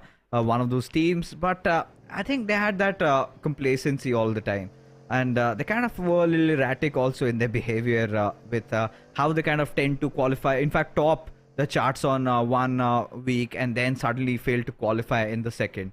And kind of raised a lot of doubts, a lot of questions. And then we had a few swaps in their rosters, few players going to different teams, and we haven't seen the best out of them so far. But right now, SITM and Kunyo TRZ battling it out against each other, with TRZ taking a little bit of damage, but inflicting the same on SITM as Jiggle might have been spotted from the far off as T shot way out in the open, and QB will punish him as SITM kind of respond back, and a very crucial battle between the bottom two teams, because at this point survival is of the utmost importance over here, and both these teams want to avoid the fight, get inside the zone and get a few kill points for themselves and make sure somehow edge into that top 12. And look, he's coming from the northern side. The squad of high voltage that can ruin the things for the players of TRZ and SITM Esports, as both these three teams are trying to migrate inside the circle. Yes, the bootcamp is completely empty, but Stalwart Esports and 4MV, they're on the outskirts of bootcamp, where 4MV, they do have the height advantage as well. So yes, holding on to bootcamp at this point is not going to be of such advantage. But TRZ and SITM, they have to do something. Look, from the looks of it, maybe SITM, what they can do is head over to the city of Painan and from there try and move inside the circle. But TRZ, if they directly head in, I think they're going to find a clear pathway, because high voltage, they're not coming south. They're opting for the waterways. They're crossing the river bank, having the swim, and maybe will enter into boot camp.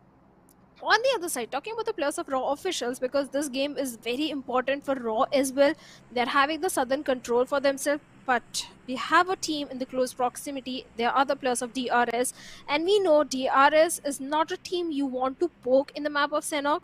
So Raw officials, if they stay silent, I think they are good to go. But NB Esports, well, their backs are pretty loaded. Sek with that M249 in his hands, his teammate having a shotgun. They have the perfect weapons in their hands to even barge into the compounds of SKYLIGHTZ Gaming, who are in the close proximity. Loaded, you say? Seems like not the case with Akaza. Just barely has one first aid and just one Molotov to work things around. And their lives have been made hell, to be honest. With what happened at Paradise Resort, they were kicked off from their own houses and they decided to loot around the nearby vicinity. And the moment they tried to do that, T2K was also nearby. So NB Esports, if they win a chicken dinner in this one or get a top 3 finish, I mean, I'll already declare them as the champions if they can somehow manage to do so. As Zyol, I think, has sort of given up, trying to, just go uphill, way out in the open. DEADEYES guys took a few pot shots, but suddenly they realized that they have to get inside the circle and have already lost out on one of the players. And DEADEYES guys is one of those teams that has been fighting for that top 12 position, and they know a lot is on stakes for them right now, and survival is their first priority, at least, because what will happen to IHC even if they get eliminated? DEADEYES is going to get some crucial 4 points, but that's going to absolutely ruin their time of rotation inside the zone, and it's going to be much more difficult for them. And so it's better to take the higher route, just escape from there. Might have to rotate a long way up north and get inside the circle, maybe from the backs of I8, or even go as far as going towards T2K. But as of now, for Medical Vibes, this is not how we have seen, how we are acquainted to watch them. They've been so patient. They've been so disciplined. They're just playing for positions right now. They're just holding down the circles. They're not pushing on any team. And the same can be seen in the Stalwarts department as well. Because even the likes of Stalwart, we have seen them taking all those early fights, and they have also taken a halt. And we all know the reason why. They cannot afford even a single casualty at this moment. Winning this game is imperative for them.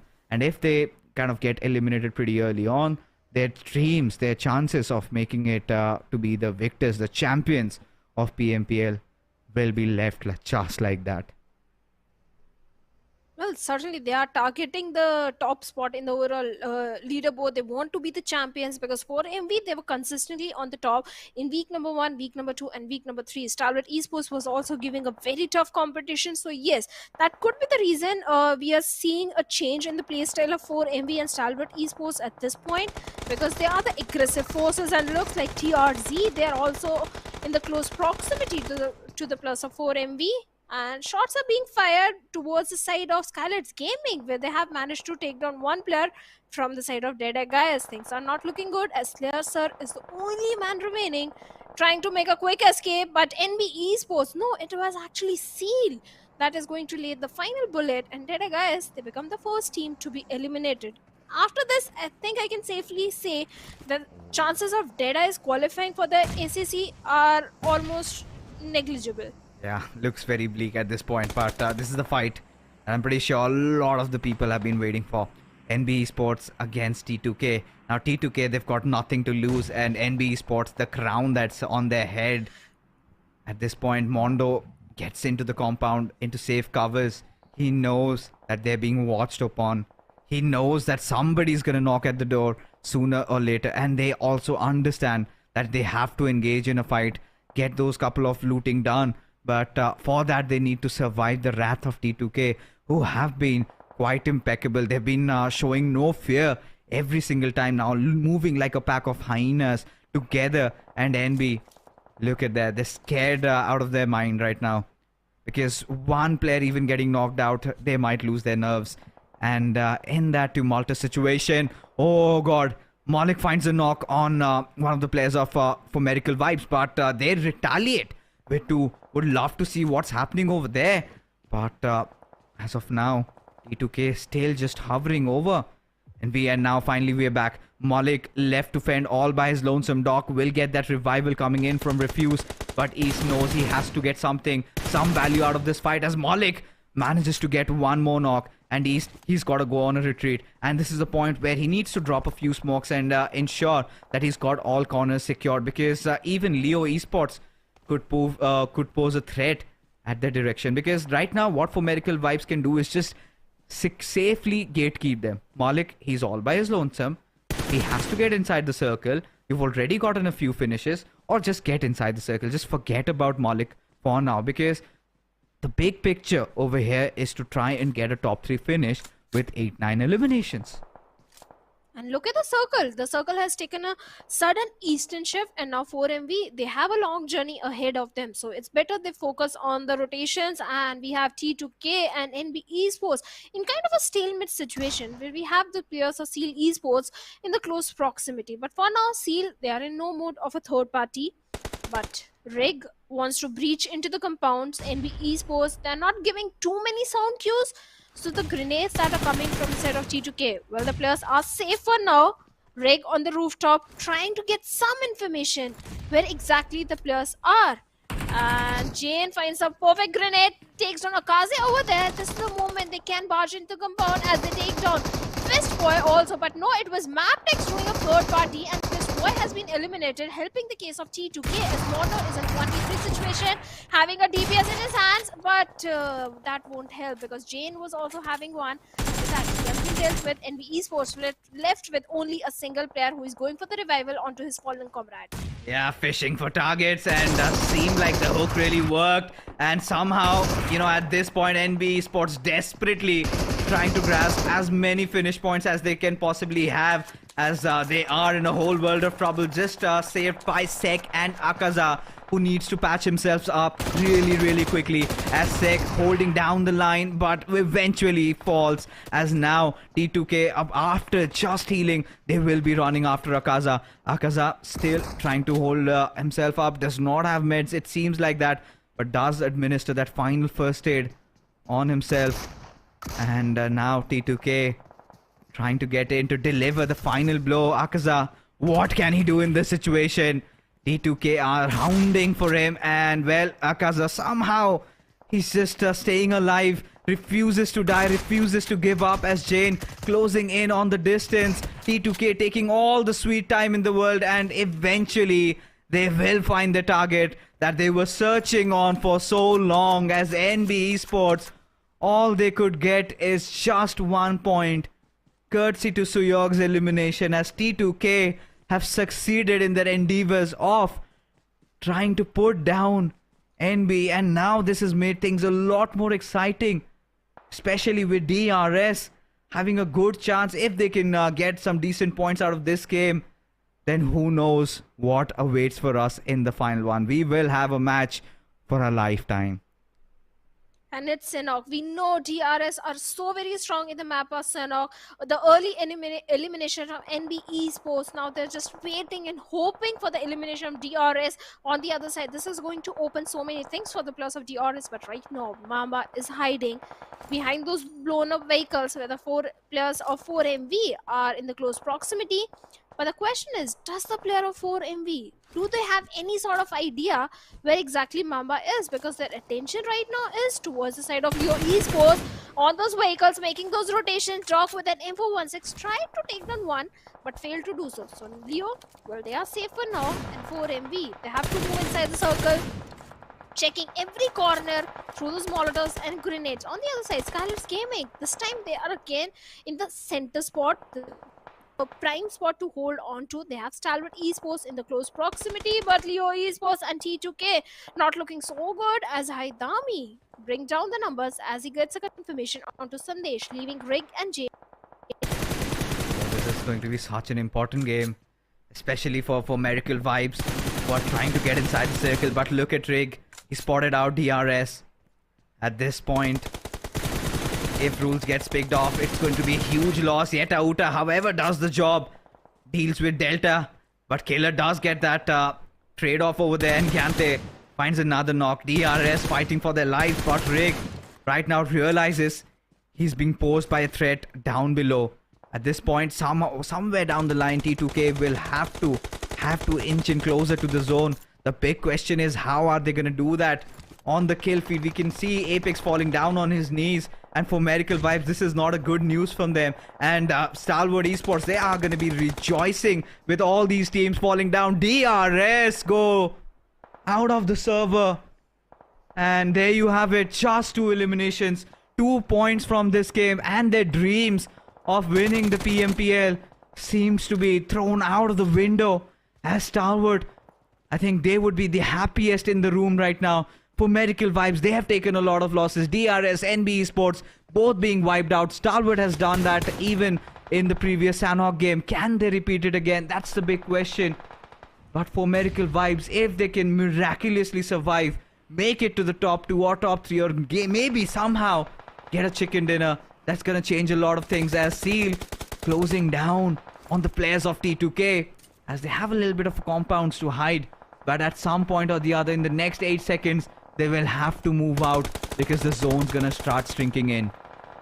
And that is when 4MB, they have to go for the rotation. They have to pick fight for the closest. Stalwart Esports, where MABETEX are also doing a third party. IC with a grenade, bringing down the numbers of 4MB. Right now, see Esports, well, they have managed to eliminate the players of T2K Esports, but 4MB and Stalwart Esports, they're also suffering. And the next victim for Seal Esports could be the players of Leo Esports. Behind that truck over there, but a 1v2 was way too much for Soulless, and now he has been eliminated. Left with 6 teams, and HIGHVOLTAGE for Sky over there takes hefty HP and at the same time lose all his own HP. The grenade comes to the rescue of Mr. Smokey. As I hit, they have also been wiped out of Sanhok. Down to 5 teams, 15 players remaining. 4MV, they have also been eliminated. This is going to open so many things for the players of Stalwart Esports. It's like a deja vu moment of the yesterday's Sanhok, where SKYLIGHTZ Gaming was holding on to the compound of Stalwart Esports, and Stalwart, instead of them, it was Leo Esports. This can be the game of Stalwart Esports. It certainly could be. The SKYLIGHTZ Gaming has had managed to secure a chicken dinner from that spot. But for Stalwarts, the floodgates have opened up. For Medical Vibes, they've been eliminated. DRS and NB also with them. If Stalwart can get a second chicken dinner in Sanhok, this changes everything. And then we will have a fight on our hands, and the teams will be reduced down to just 2. The battle between the Mongolians only, where Stalwart and NB fight for eternal glory over here, as IC has managed to secure 2 very important knocks. But Stalwart, are they going to take their chances? Are they going to decide to push? Because MABETEX might make their lives hell over here, with Kessie just spraying down his entire magazine from his arm over there. He spotted down a few players, but Action, he's fallen down on his knees. Courtesy to HIGHVOLTAGE, I don't think he's gonna survive, but NERZ doing whatever he possibly can, stealing as many finishes as he can, as he still keeps Stalwart alive and kicking. Somehow, Action still prone down, still knocked, still bleeding, yearning, screaming for help, but I think it will just be NERZ and top for now, as Leo and Stalwarts engage in a battle where they would want to establish the supremacy in this particular fight, as HIGHVOLTAGE and Smokey V3 wanting to change something from here. Leo Esports, we know they kind of tend to get really deadly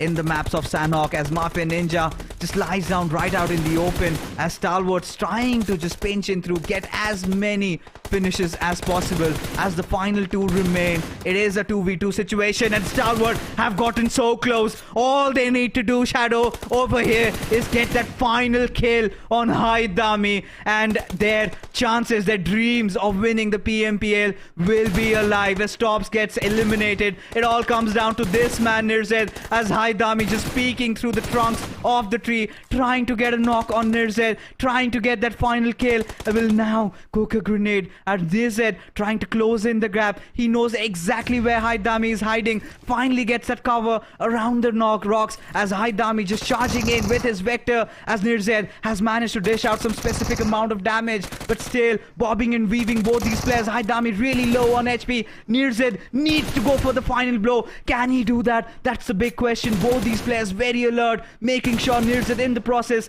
gets confirmation, but the job is still not yet done. HIGHVOLTAGE wanting to heal himself up, but maybe could have been a decision that can come to haunt him, as Stalwart do it out of nowhere, have managed to secure a chicken dinner. Wow, this changes everything. This changes the top spot. I'm pretty sure with this chicken dinner, they take over the spot, and NB Esports, the big question is, are they gonna crumble under pressure? Stalwart's getting such an important chicken dinner at such an important time. Oh, Certainly, it was so crucial for Stalwart Esports to get this chicken dinner, and these 11 points are definitely going to help their case and challenge NB Esports for the championship.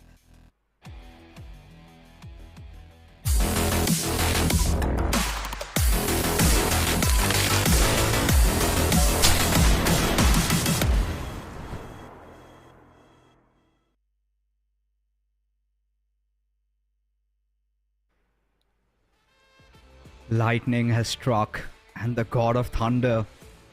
This time, he was not Zeus. He was not Thor. He was NERZ.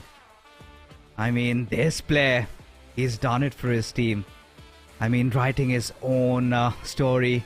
NERZ doing the unthinkable, where we all thought it was a battle lost for Stalwart in the end. He showed nerves of steel. And this is it, ladies and gentlemen. This is the moment I think all of you have been waiting for. The final game. Just that one game that separates NB Sports and Stalwarts from becoming the champions. But wow, what a game that was, Shadow. Oh, it was full of action. So many things were happening. First, we thought it is going to be a game for NB Esports. When they were taken out of the lobby, we thought this is going to open things for the plus of DRS. But when DRS also got eliminated, well, it was bound to go in the favor of Stalwart Esports, because for NB, they were struggling with the circle. They had to transition themselves inside the circle.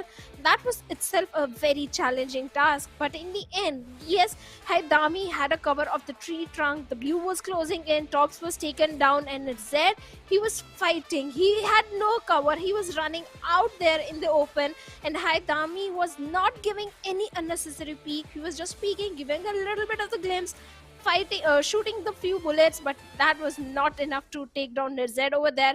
In the end, NERZ finally, when he ran out of the bullets, he switched to that M416 and took down Haidami. This is a battle of a lifetime, and Stalwarts, I think they did give us those heartbreaks, you know, in day 1 and day 2, and finally in day 3 they arrive in style. And this has been sort of customary, right? Just go on to win 2 chickens over there. Sanhok making it their map, and the MVP. I do not know what the stats are gonna call, who they're gonna make the MVP, but for me had to be NERZ. But Haidami, well, let's not steal the thunder away from them. I mean, Haidami, well, he was also one of those crucial players. I mean, this is one of those days where you just kind of tend to crumble under pressure. One bad decision making where he kind of, went to try to patch himself up. I think that is where NERZ heard those sound cues and capitalized on it and made it theirs.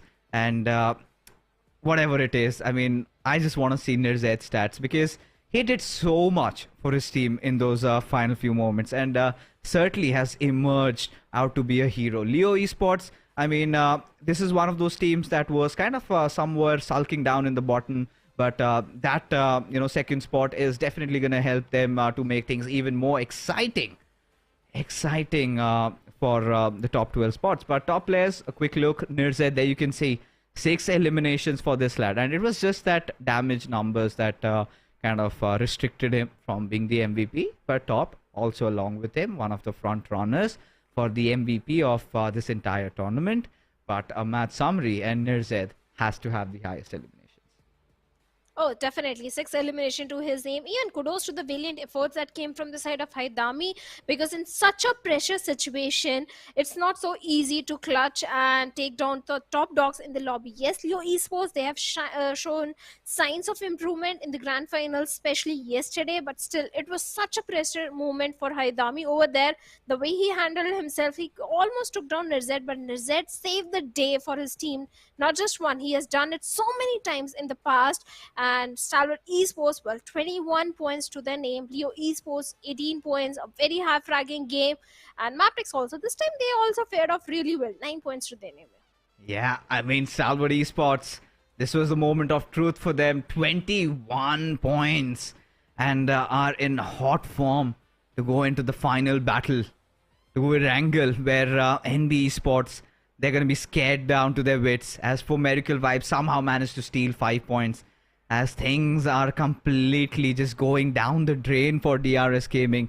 Every single time they've been trying to, kind of play a rather safer game, try to survive, make it inside the circle. Seems like their old ways are not working anymore, to the point where I think the chances, their dreams of winning the PMPL are just thrown out of the window, because they have barely managed to get any point at all. And with that being said, folks, the final battle is going to be in Erangel. It could be NB Esports.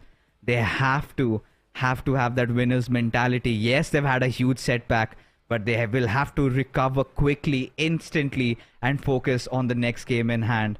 Or will it be Stalwart, the team that is flying high on confidence right now? They've got the momentum. They're feeling exhilarated with what they achieved in Sanhok. Can they do it again? Can they be the conquerors of the SA region yet again? That's the big question as they look to redeem themselves.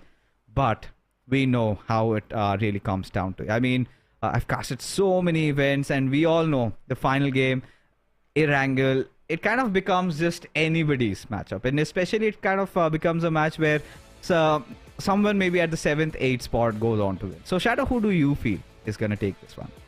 Oh, it's going to be so difficult because it's the last game, last Erangel of the grand final. So many teams might have a bullseye target. This is the time for the rivalry also to brew up. We did see what happened in the previous Erangel where the bridge and 4MV, it became such a big challenge for the players of 4MV to move into their drop location, that is military base. So anything can happen.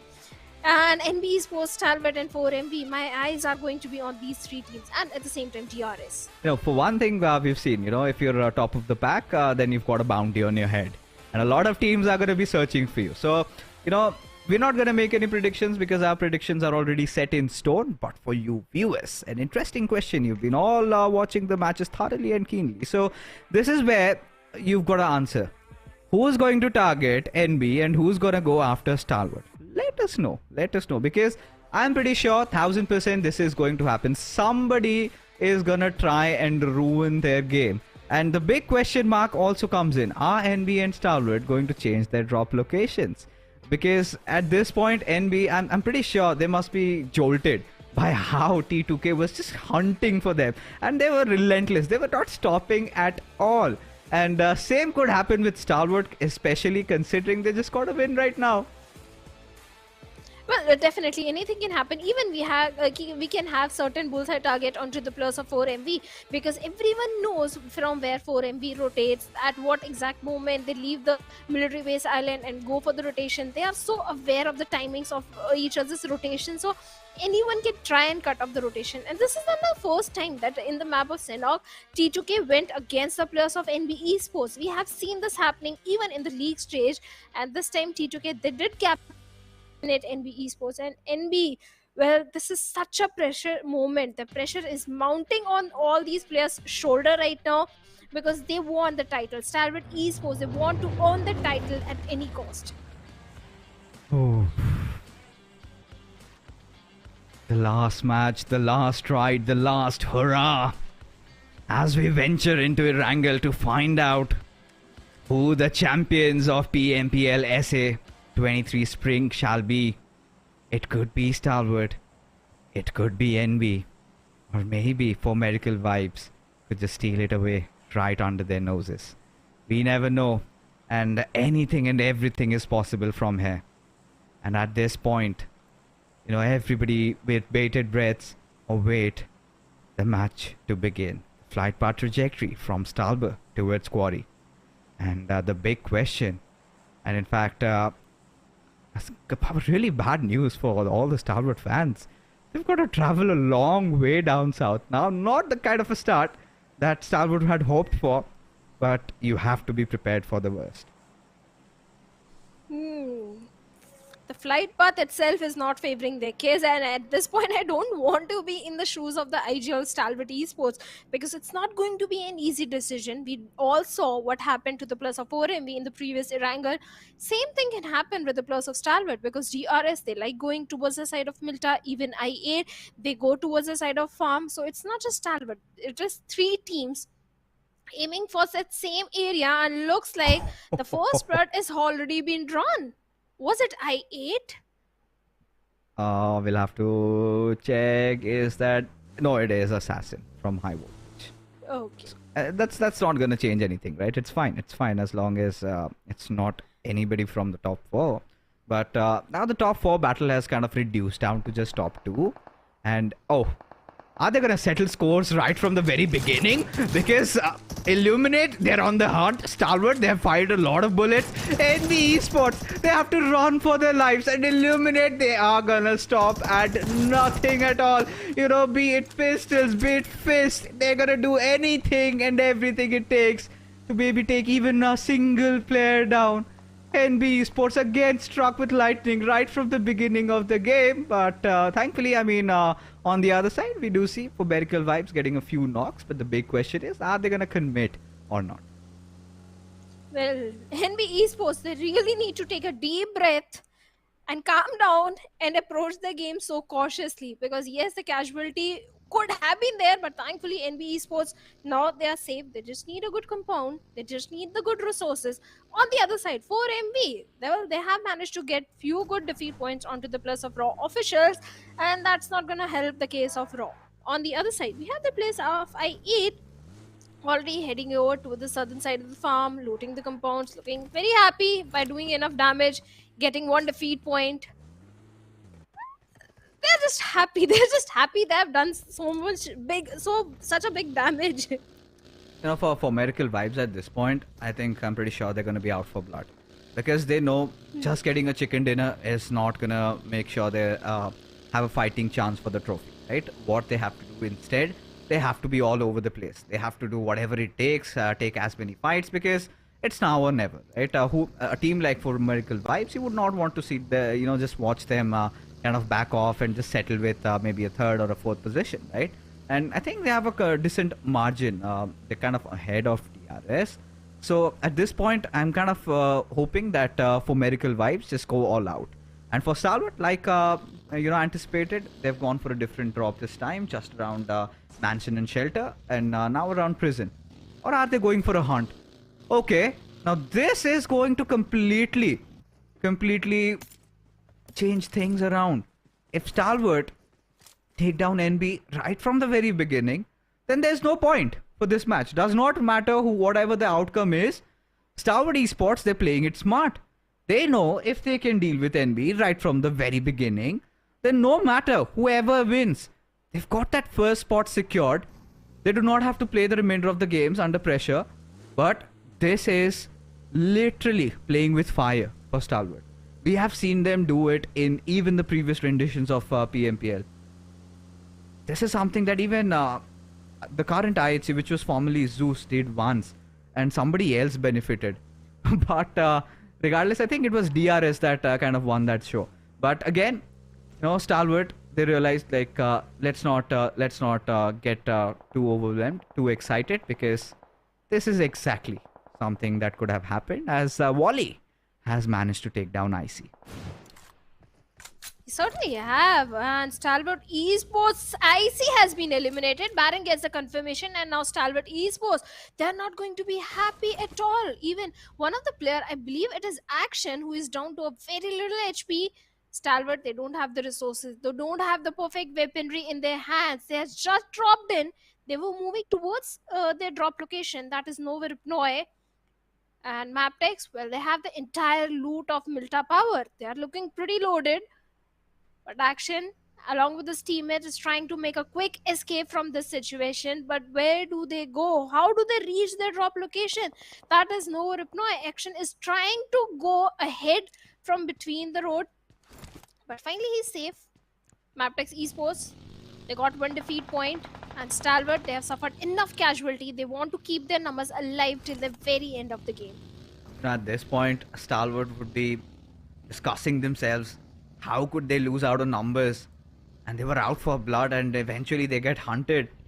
And now it certainly changes their approach. They have that threat looming right over their heads, right? That sword hanging could fall down and just chop them off any single moment. Because if Stalwart get eliminated pretty early, then they're serving the trophy to NB Esports on a silver platter. And considering that fact that for Miracle Vibes will be out for blood, this just goes down for Stalwart They do not want to bottle it at this moment, especially with already, NB deciding that, with whatever loot they have, they just want to contest for the center of the hills and hold on to their life. And that's all they need, just stay at a high ground advantage and get at least 3-4 kills and just hope that Stalwart gets eliminated as Wally is deciding to continue on with his rap. And Ansha from Raw, barely alive, just one bullet shy, will escape. Finally, he has escaped, and thankfully, he's going to be pretty happy because enough damage has already been done on the side of Raw officials. They lost one player through the hands of 4MV the minute they dropped in, and now Raw officials, even they are also walking on a very thin ice. I don't know if they're qualifying or not, but this game is crucial for them. But Stalwart and NB Esports, Stalwart, they haven't made it to the city of Novoripnoi yet. On the other side, NB Esports, they have to be very calm and composed one. The over-aggression might go in their favor or might not go in their favor. This is going to be so very tricky for them, because if they go for the over-aggression, if they then it's not going to fare off really well in terms of the overall ranking. But Stalwart Esports finally safe in the city of Novoripnoi. But look at the rotations that are coming from the western front, where we have the players of IHC, DEADEYES, Leo Esports, at the same time TRZ. Right. So they've changed their strategy. What I can feel Stalwart is doing over here is they want us to retreat back, Novoripnoi, recuperate a little bit, and take the waterways. Maybe that is their go-through way. Or maybe rotate pretty late into the game and, oh god, they just arrived at Novoripnoi to loot and now they have to escape from here. And this is going to be disastrous from them because the kind of decision they took. I mean, I thought at a point maybe they will just take over those Milta Power factory over there, maybe go towards the nuclear power plant and get whatever loot that remains and just go to the top of the terrace and defend. Now that could have been the way to go. And I think they tried to do that until MABETEX kind of just shoved them away, just thwarted them from their territory, and Stalwart had to be pushed back. Now, this is the point where for Miracle Vibes needs to make a very important decision. Do they stay over the bridge and fight against Stalwart, or do they just go inside the circle and pick up other fights? But regardless, we've got a fight where T2K is just charging in at MABETEX direction.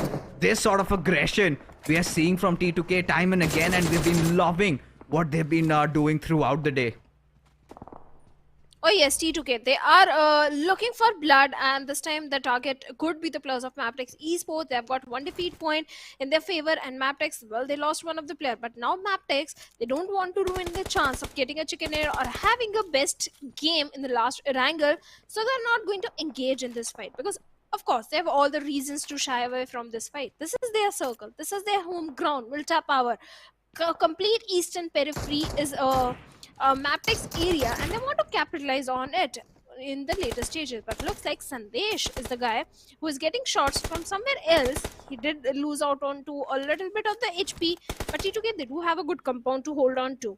At the same time, they have NB Esports and I8 also lurking nearby. And NB Esports, I'm not in favor of the compound which they are holding on to right now, because there is certain uphill advantage to the team on the left side. At the same time, MABETEX Esports and T2K, they can also do a third party. So NB Esports might want to change things at the later stage or maybe in the next circle. But Monda with a DP takes on Sandesh over there. And if T2K have any idea that the team in front of them is NB Esports, they're going to leave everything and just go after them. And then we'll see SKYLIGHTZ Gaming also applying pressure. And then NB Esports, they might be reduced to ashes. And NB Esports will have to somehow defend with all their lives. And I completely agree with you. We have barely seen any team kind of successfully defending from the compounds that NB Esports is holding. But hey, can't really blame them at this point. Any cover, anything that keeps them a minute alive extra, they will take that with open arms. But Kessie... ooh, just dancing around there. It gets spotted out, but no major casualties. But look at T2K. They show no mercy, instantly charging at their direction as Kessie will take the brunt of it as Baron. He needs those trades. He needs to get the job done instantly as Baron. Oh, he takes a dip into the water. He realizes he's got no business over here as MABETEX. They will have to go for a hasty retreat. for MABETEX and T2K, well, they have not got a lot to lose or win. And at this situation, whatsoever, T2K Sandesh, all he's got to try and get his teammates back up. Jane somehow just crawling his way back to him. But Suyog, also under dire circumstances. Baron, considering the fact that he has dropped down, leaves Wally with a huge job ahead. One good grenade could completely haul down the hopes of T2K, but it misses by miles. And what is Rick doing all by himself in that compound where his teammates are fighting with the players of MABETEX Esports? Yes, he's guarding the compound, but right now his teammates needed him. But now it's just Valley, so it's going to be an easy win. But for Sealy, it's not going to be easy as the players of TRZ and DEADEYES both are doing a third party where TRZ, there are 2 players down and Steel Shot with a vehicle trying to make a quick escape from the situation as the blue is closing in. All this is happening around the mansion area and Breakup with a grenade is looking for the confirmation point onto the plus of TRZ, and looks like DEADEYE guys are going to be the faster one with the DP and will get the confirmation. Now TRZ, the question is how do they move inside the circle? At the same time, Becca is also stuck, no vehicle at all, and DEADEYE is on top. Sir looks like he's hunting for him. Easy confirmation will be made on to Matt get over there, even for TRZ. Well, this was a very important game and they're already down to a single player with just 1 elimination. Not a good start, not a start they were hoping for, but towards the lumberyard area, we have the players of SKYLIGHTZ Gaming having a good spread, good control, but IHC, well, they are also in the close proximity. Oh, they certainly are. And at this point, Shadow, I'm just kind of, almost on the verge of a breakdown. Stalwart, what do they do? NB, how do they hold on? Now, so much is going on because Stalwart playing around the edges. They are the ones fighting with death. Because for medical vibes right beside them. And they need to do anything and everything to avoid them and make it inside the zone. Because they do not have all 4 of their men alive. IC is not there with them. He had been eliminated early on. And for medical vibes, dealt with a blow. And this is where IHC show no respect. And Doc also goes falling down. Courtesy to Demo. And Ziol secures that kill. IHC, I mean, their days look numbered over here. But still, they don't care. But for medical vibes, getting huge dents. As now, they survive with just Apex and Refuse.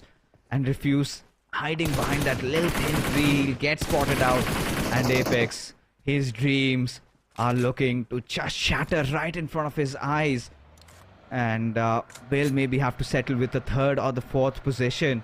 Because things have definitely gone awry for medical vibes as IHC look hellbent on dealing that killer blow and taking Apex out of the equation as he decides to cook upon that grenade as Alex with that shotgun deciding to close in, and they have that location. All Godless has to do is just slap his face, and there you go. There goes for medical vibes, eliminated at the 16th spot.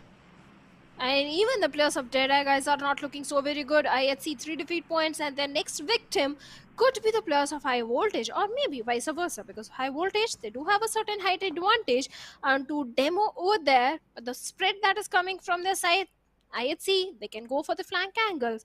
Malik and Praveen, they are pretty much pinned down behind that rock. One grenade, even a grenade is not required. A perfect flank angle is enough to take down Malik and Praveen in the situation. And Zoil with the vehicle was looking for the flank, but Malik is going to stop in his tracks as Zoil takes hefty damage. And Malik with a grenade might be looking for some knock over there. Can he take down Demo? And the answer is no. But on the other side of the map, we have Leo and T2K also going up against each other, where the numbers are dwindling down.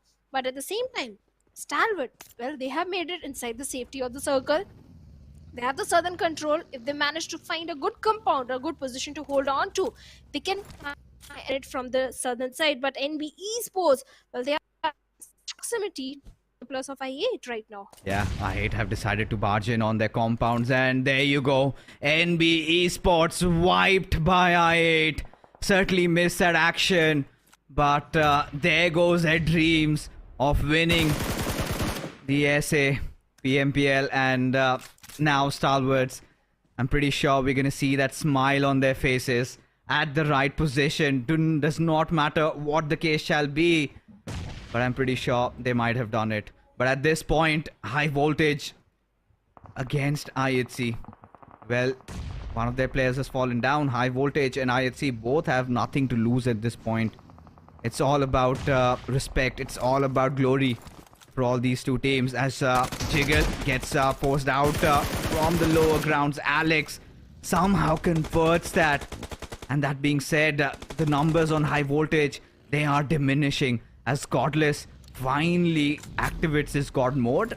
Little too late into this tournament, but it's fine. You know, IHC, they've still qualified for the SA Championship, and all they can do is just get a little bit of a practice for what awaits for them in the future. I just can't get over how NB Esports can get eliminated so early in the game. They barged into the compounds, and they're not stopping. The next victim are the players of DEADEYES, guys. But NB Esports having 0 elimination, this is going to open so many things for the players of Stalwart Esports. Even the players of 4MV, they have been eliminated. The only threat is DRS. They have got the numbers, but do they have good position inside the circle? Yes, they are somewhere close to the players of Stalwart Esports on the southern front, where even the players of Raw officials are also there. The next circle's shift is going to decide so many things. And well, Stalwart Esports, they are on the southern periphery, a good position. But on the western side, we have IHC going up against SKYLIGHTZ Gaming, and Nima is going to open things up as he takes on Zoel with that perfect M416 spray, and Alex with that buggy is going to lure the players out, but no, Demo hiding behind the trunk of the tree gives a bit of the glimpse, takes hefty damage. At the same time, Nima also needs to be a bit cautious. If he doesn't, Godless will take him down, and exactly that is going to happen. The glimpses of the past seem to have come true for Godless, as finally all the Godless fans would be rejoicing with the way their hero is playing right now. This is exactly how we wanted IHC to perform. Show no fear, show no mercy to their opponents, and they are doing exactly the same. Demo closing in the gap on No Fear, just has a Bison to play around as Demo just prones in. No Fear again taking the cover of the trees, and now will just instantly flush him out with that Molotov as No Fear starts burning, as the grenade starts getting cooked off, as Demo applying extreme pressure, as No Fear takes that opportunity, instantly backs off. Well, it certainly backs off, but Demo is still fighting SKYLIGHTZ Gaming. The numbers are not favoring their case. So let's see what's going to happen. IHC, 5 defeat points already in their favor. Actually, SKYLIGHTZ Gaming, all the 4 players are still alive. The revivals were made. And 0 is also from the side of SITM Esports are fighting. And looks like DEADEYES guys, after having 6 elimination, they have been dealt with, they have been eliminated. But look at Prabeen, he's such a close proximity, hiding over there at the mercy of the blue. I don't know how the players of IHC didn't spot him over there. But finally, Prabeen, he has made it inside the safety of the circle. And now just hoping that the players of SKYLIGHTZ and IHC prioritize the rotation so that without any vehicle, he can move inside the safety of the circle. But SKYLIGHTZ, they're still holding on to that compound. And Assassin, high voltage, he's in such a tricky spot right now. Yeah, job's still not over for Stalwart. Not until they get a few kills over here, at least 5-6 points secured. Then they could maybe start to celebrate. They know the biggest thorns in the path have been dealt with, and now they are going after another big dog over here. That is DRS. Few of the players already knocked out. DRS desperate in trying to get the revives done, but Tops, he's playing with fire. He's got another grenade just cooked up. One more successful one, and 3 might go tumbling down. But that does not hit the spot. Rules barely somehow survives that, as Stalwart still eyeing on DRS, as Claw from the backlines has managed to take down action, as things might go down for Stalwart if they do not survive over here. They know that NB has been dealt with. All they need to do is at least get 3-4 position points and get a few kill points to their name. And as you can see, they are exercising extreme caution, but they need to do that. They need to do that in order to make sure that they are at least 4-5 points clear of NB Esports. I'm pretty sure they would have done the maths, but we have no idea. NB might have had a little sliver of a lead. Stalwart definitely did make a comeback in the map of Sanhok, but NB did get a lot of kills in their previous Miramar chicken dinner. So that is something that we really need to count down to. But considering the fact that Stalwarts have retreated, do not have enough men, they need to, somehow get action back alive. I think they've done that. And also, they need to get themselves inside the circle. And IHC can stop them because Demo is in such close proximity to NZ over there. But right now, DRS, they're lobbing some smokes, deploying the soft cover so that they can transition themselves inside the circle. On the northern front, we still have the plus of SKYLIGHTZ Gaming, SITM Esports, SITM. Also, this is a very crucial game. On the other side, DRS, they are marching towards the circle, and Mafia Ninja is hiding behind that rock, ready for the plus of IHC, but he just survived that grenade. And AJ from the rooftop angle is trying to capitalize on the information, grab as much information as much possible. Looks like no fear. He has a vague idea about the players of I8. Courtesy to the smoke, the position has been given away. Now the players of SKYLIGHTZ are ready. At the same time, they have information onto SITM as well. So SKYLIGHTZ, this is their game in terms of the elimination points, because they do have a height advantage onto SITM and IA. They can capitalize on the elimination point. But Stalwart, they're still being the silent ones, still playing with the circle, on the edge of the circle, having the southern control in their favor. But I believe the minute the circle shift is going to come in their favor, they will start raining death and destruction. Oh, they certainly will be. At this point, SKYLIGHTZ Gaming, they've got a really good position to hold on to, but Stalwart, Action, at this point, they really cannot afford that. As Zodi manages to take down Rules over here, it again comes down to NERZ and Top. Action is pretty much done for, but Top, he wants to go for that. He wants to revive him. He wants to get his teammate back alive. And with constant threat, constant pressure from IHC up top, this is going to be a very difficult one. And one of the most important revives. Oh yeah, somehow Top has managed to do that. But now Zyol and Godless could again strike at their direction. As Top deciding to, just park safely, maybe take control of that Wizard Tower, get back to his teammate. But no, they decided to stick for another position. Maybe exposing themselves to threat from the backlines. That could be Raw in that particular case. But I'd say regardless, they've managed to get 7 finishes already, and like anticipated, Top End is under heavy fire. Oh, certainly he is. But IHC Demo, look at his position. He doesn't have too many throwables in his hand, but his teammate Zoel, 10 grenades, 2 molotovs. Oh my god. He can eliminate the entire squad just by grenades. But Stalwart, I won't say they are in the best of the position. They are in the low ground. They're holding on to the Wizard Tower and Tops. He really needs to watch his 6, because from the backlines, Kancha is in such close proximity that smoke will give away his position, and these tree trunks are not enough to provide the necessary cover. And looks like Tops is aware about the players of Raw officials. And let's see, what can he do? The circle shift is not going to help the players of Stalwart Esports right now, because it goes in the favor of I8 and Raw officials. And at the same time, SITM also, they are awarded by a good position inside the circle.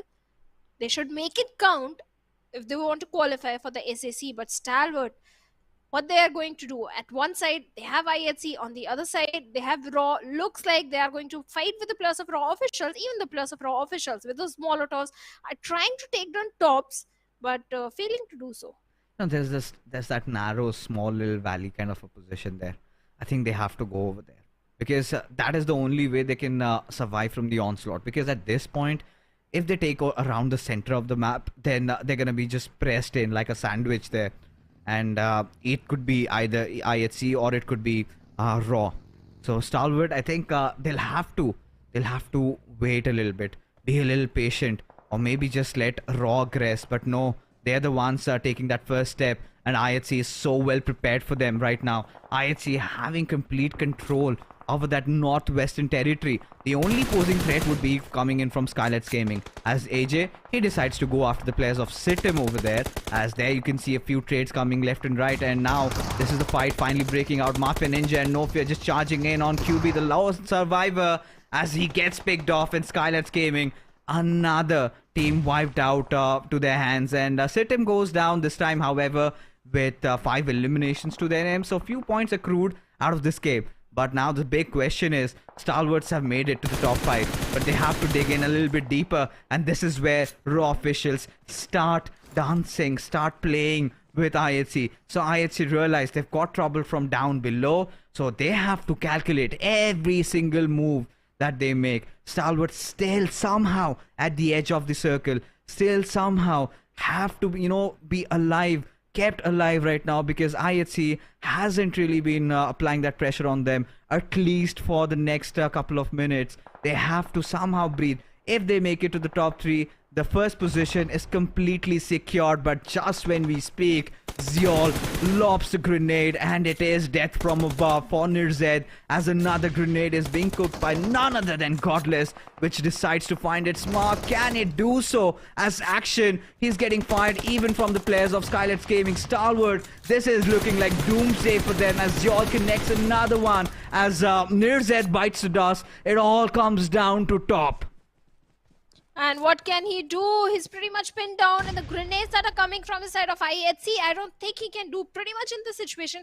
He's going for the crucial revival onto his teammate. Yes, the smokes are there, the vehicles are there, but at the same time, the blue is also there. Blue is started closing in, and Godless and Demo, they're already marching towards that airdrop to get that little bit of the cover for themselves. But Zoil still holding on to the uphill angle, but Zordi finds a beautiful knock onto No Fear of SKYLIGHTZ Gaming. This is looking so very promising for the Plus of Raw officials, but IHC as well. Well, they are looking for the Plus of Stalwart Esports. Action is again back on his feet, but not for very long, as Godless comes in and deals with both the remaining Plus of Stalwart Esports. But nothing to worry about. I think Stalwart Esports, they have done enough. They survived till the top 4. They have enough placement points, but is it enough to be the champion? I don't know. My maths is not that correct, Fixes. Now the storyline is, can Raw make it to the top 12? Because they have been digging in, they have been clawing their way, and they've made it ever so close. 3 defeat points, but still at the top 3 position, would get a few position points as well. But if they can get a second spot, because now they're fighting against all odds, they're at the worst possible lower ground, and IHC has constantly kept an eye on them. But IHC also have to look out for SKYLIGHTZ Gaming. It's a Mexican standoff, ladies and gentlemen, right now. It just could be anybody's game, as Mafia Ninja deciding to get in a little bit closer to Godless, but Godless instantly smells the threat and snuffs it away, in fact. And at this point, it has calmed down to whoever gets that next knock. Demo still waiting and hiding. Kansha really close to him. Claw has a different angle altogether. His only responsibility right now is to deal with the threat coming in from maybe Mafia Ninja or AJ. That is his sole responsibility. Godless and Zyol, they are together. Demo has been left to fend for himself. If he gets knocked down, there's no chance on earth that he can get back up. Every team depleted out of their utilities. Look at the bullets, look at the ammunitions. Just a few more mags remaining. IHC have been constantly fighting against so many teams. At a certain point, they will have to break out. Kansha, having taken a little bit of damage over there, instantly decides to change his position as Demo reveals himself. But he does manage to get that crucial knock, and now Raw are in a whole world of trouble. MK14 in the hands of Demo, and it is so very deadly. Even the players of Raw officials are not able to stand for very long. Left with only 2 players. Doddy falling his way, and the players of IHC right in front of him as they are busy dealing with the players of SKYLIGHTZ Gaming. Trades are coming in, and Demo left all by himself. Even the players of Raw officials, they have been eliminated. SKYLIGHTZ Gaming, they have the numbers in their favor. This looks like this is the game to lose. There is no chance for Demo to clutch this one. Or maybe he can, as Mafia Ninja is the only one remaining. As 2 players from the side of IHC are still bleeding. And the grenades are coming in. And at Demo, he has an MK14. At the same time, a solid hard cover for himself. But Mafia Ninja has a grenade. And IHC Zoil giving away the position of Mafia Ninja, and Demo with the MK14 comes in, but S12K reigns supreme as Mafia Ninja gets a winner chicken dinner for himself and his team. Yeah, the final laughter comes down for SKYLIGHTZ Gaming, but the big question is, who is going to be titled as the champion? Have Stalwart Esports done enough? In the final few moments, it got really intense for Demo, really out of bullets. Just had barely 16 as an M4, switched to that MK14, but the S12K screaming in volumes over there, secured that chicken dinner for SKYLIGHTZ Gaming. But for even the boys from Raw, I mean, they went in so deep there, and I just hope they might have made it to the top 12. But what a wholesome game it was. We saw NB Esports getting eliminated pretty early. Same goes for Medical Vibes and DRS. And it came down to just Stalwart Esports. The big question again, just in our heads, is have they created that margin of difference? Does not matter. It just has to be one. Have they done it? That's the big question, folks, because if they have, they're going to be taking everything. The championship trophy, the $7,500 and the bragging rights to be the best in the SA region. Oh, definitely. They will earn the title. They were looking for the title since a very long time. Stalwart Esports, at the start of the game, it looked so very dicey for Stalwart Esports with IC taken out down pretty early in the game. That is something they didn't anticipate at all. Even moving towards the drop location became a very challenging task. After that, the circle shift that came in, well, Stalwart Esports, even they were also a bit worried. But NB Esports getting early elimination, that was a sight of relief for the plus of Stalwarts. Yeah, it sort of was, right? I mean, talking about Stalwart, they were kind of stuck between a rock and a hard place at that situation, because had they deep down dive towards the middle of the spot, I think it would have just been either IHC or Raw just kind of pincering them from both the sides. They wanted to have that edge approach. They were actually desperate for a knock, maybe from Raw, but Raw would not have been ideal. I think the best way out would have been taking a fight against IHC, but considering that's such a nice high ground advantage to themselves, so that was something that was very far-fetched for them. But they still fought down till the end.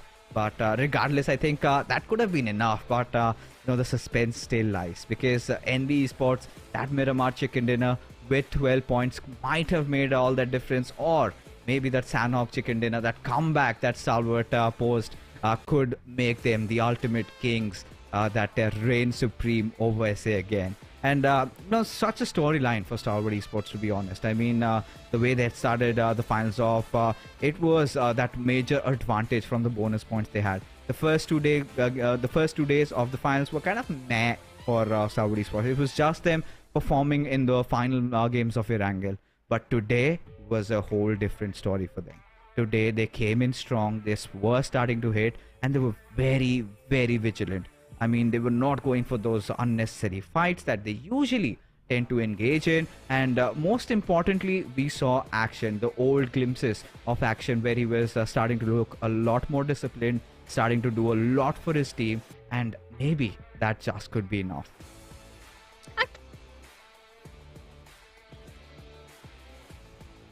Strong today, but I think they started their aggression since yesterday only. So the last Sanhok, where they came on the 4th spot, I think Stalwart Esports, they started performing really well from that very game. And day number 3 is the day where it mattered the most, and they delivered it perfectly.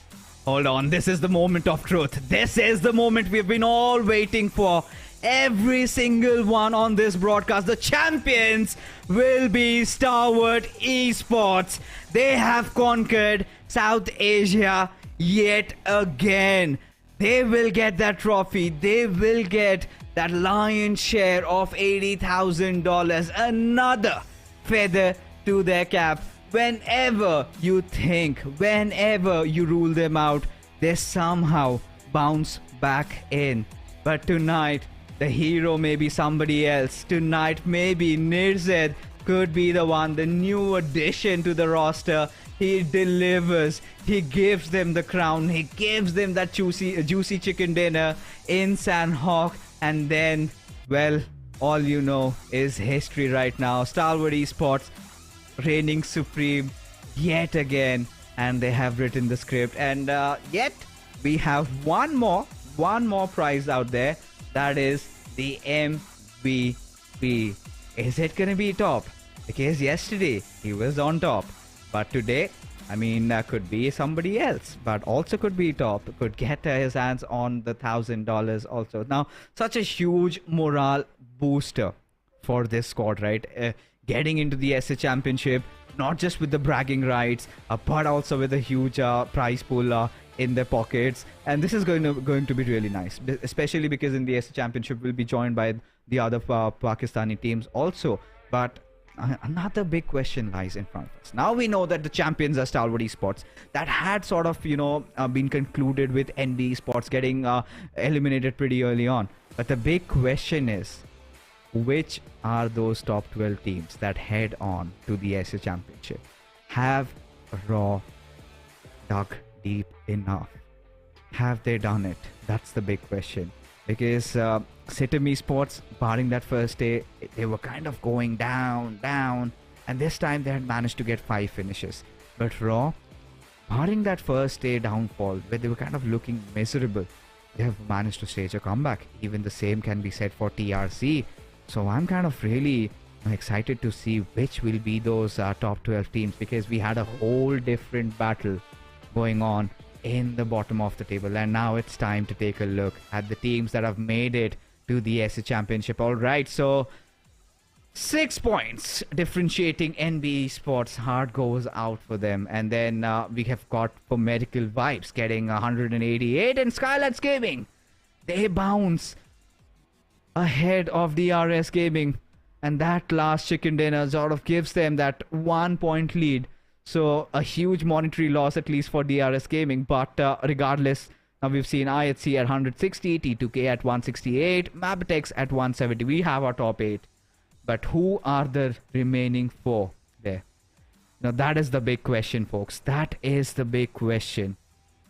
Because anything could happen, and I'm pretty sure it's just those mere points that will separate them from the rest.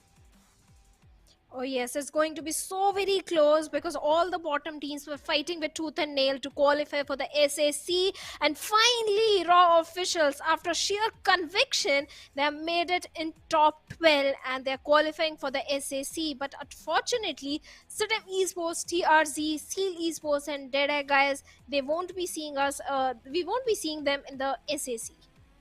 Yeah, and look at the difference, right? Just 3 points, and Raw officials have done the unthinkable tonight, folks. Illuminate Crew at the 9th spot. On 10th, we've got Leo Esports. On 11th, it's going to be High Voltage Esports, and Raw officials closing it down. And for SITM Esports, I think the only team, despite getting a chicken dinner, they fail to qualify to the SA Championship. Kunyo TRZ, they did whatever they could. DEADEYES guys, Seal Esports, we just could not get to see the fire. And one other thing, folks, I mean, this time the SA Championship, in fact, is going to be so much interesting. But the SA Grand Finals of the PMPL, I mean, one thing for certain, what we witnessed was, it was a Mongolian domination, right? The top 3 teams being Mongolians, and they have reclaimed their glory. And High Voltage Esports, considering the fact that they were the defending champions, it's been a huge fall this time around. I think they will be taking some learning lessons from here on, and they still know that the SA Championship is the bigger prize, and eventually it's the road to the GC, right? And even DRS, I think they absolutely bottled the final. They kind of choked, and this is something that would go on to haunt them, because honestly, after the first game, we had still had them in the contention, and something just went down. Yes, for DRS, yes, towards the end, they started the grand finals on a very dominating note. Day number 1, DRS were looking so very different as compared to the league plays. They were more aggressive. They were picking so many good fights. But now, especially today, DRS, we did see a kind of a fall in their performance. Maybe it was a pressure. They were again resorting to the old game plays, where they were playing with the circle, finding a perfect spot, not going for the elimination point. That kind of became a hindrance in the past to become the champion of the SA. But there we have the MVP, the winner of the $1,000. It's going to be Tops. Extra $1,000 in his pocket, and he is going to say thank you. Has certainly been one of the most consistent players. I mean, ever since we saw Top in action, I mean, there has barely been any day where you can see that, where you can tell that he's out of form or something. You know, the captain of his squad, and leading his team by example, and again, another feather to his cap, and he's going to be really happy about it. And Stalwart Esports completely have established the dominion.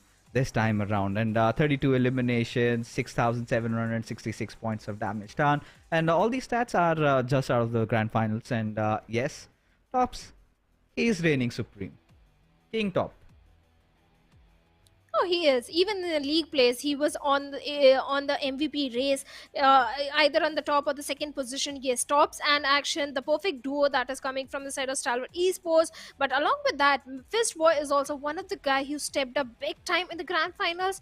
Earlier, it was only about Mondo, but this time in the grand finals, Fist Boy, the way he improved his gameplay, the way he was bringing in the action, 27 elimination to his name.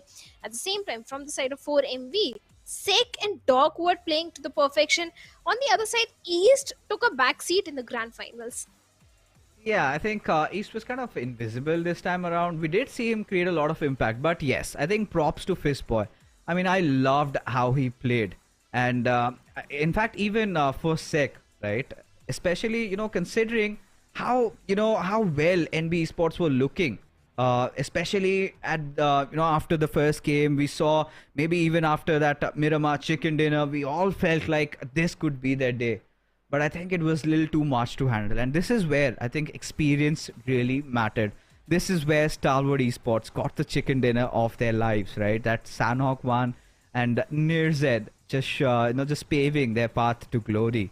And I'm pretty sure there's going to be a lot of partying to do in Stalwart Esports Bootcamp, and I think all the fans are going to be happy. I mean, one of the most fan favorite teams of South Asia. They have constantly been dominating the region, and now next they will set their eyes on the ultimate prize, that is conquering the entirety of South Asia in the South Asian Championship, which is going to be happening in the next couple of weeks. I'm pretty sure you are going to get the announcement. But yes, I think kudos to NB Sports for trying so much. And the curse still remains, Shadow. I mean, we are still yet to find one team that goes on to win both the league stages and the grand finals in the PMPL.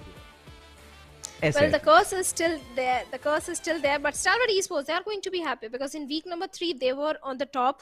But yes, NB Esports, they didn't become the champion.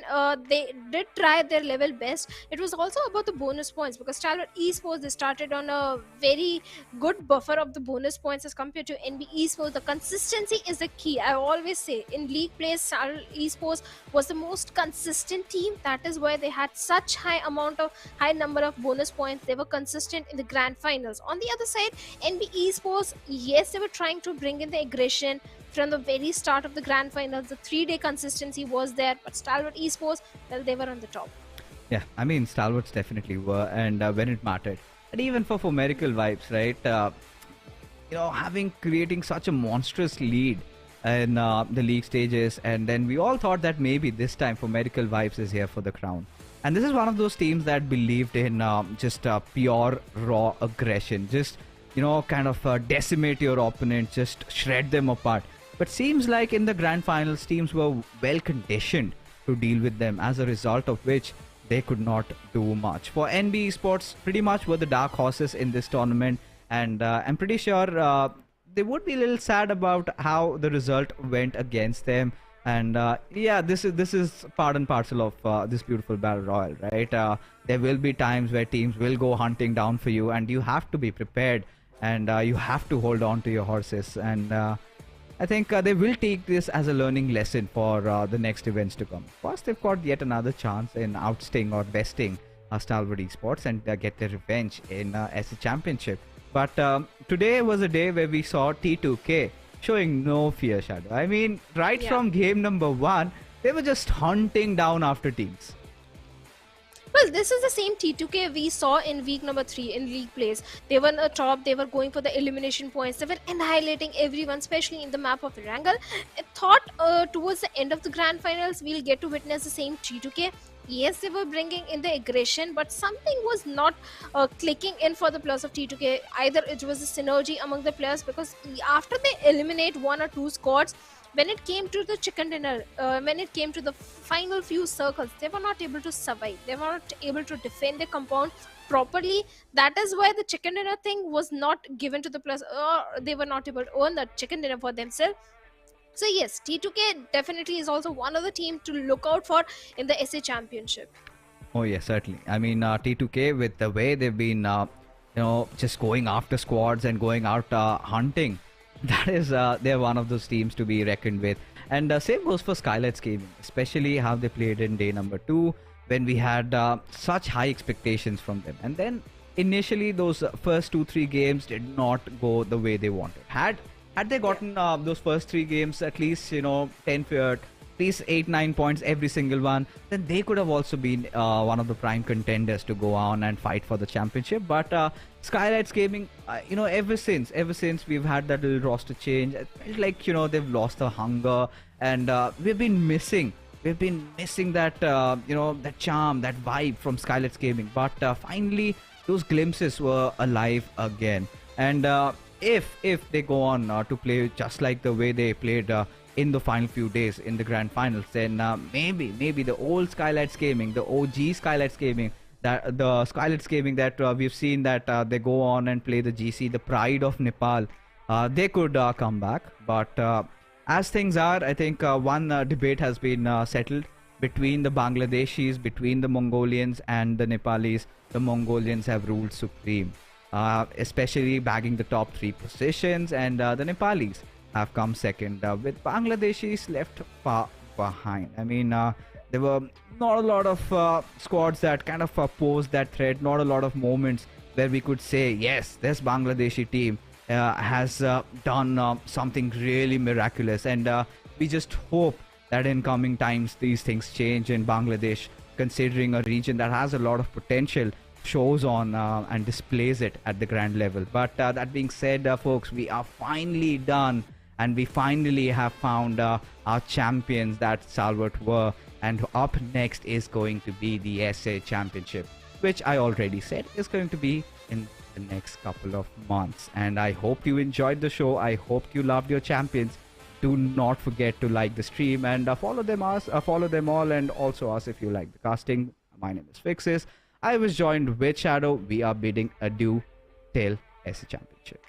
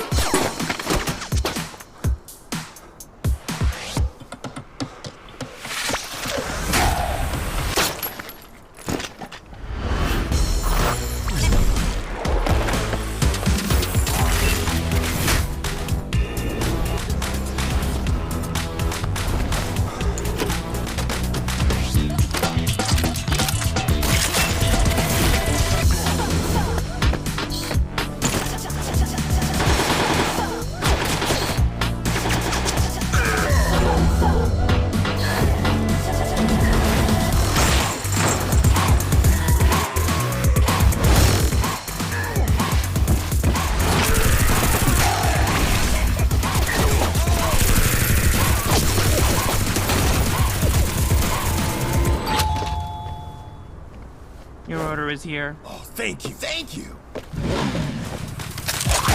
Go, go, go!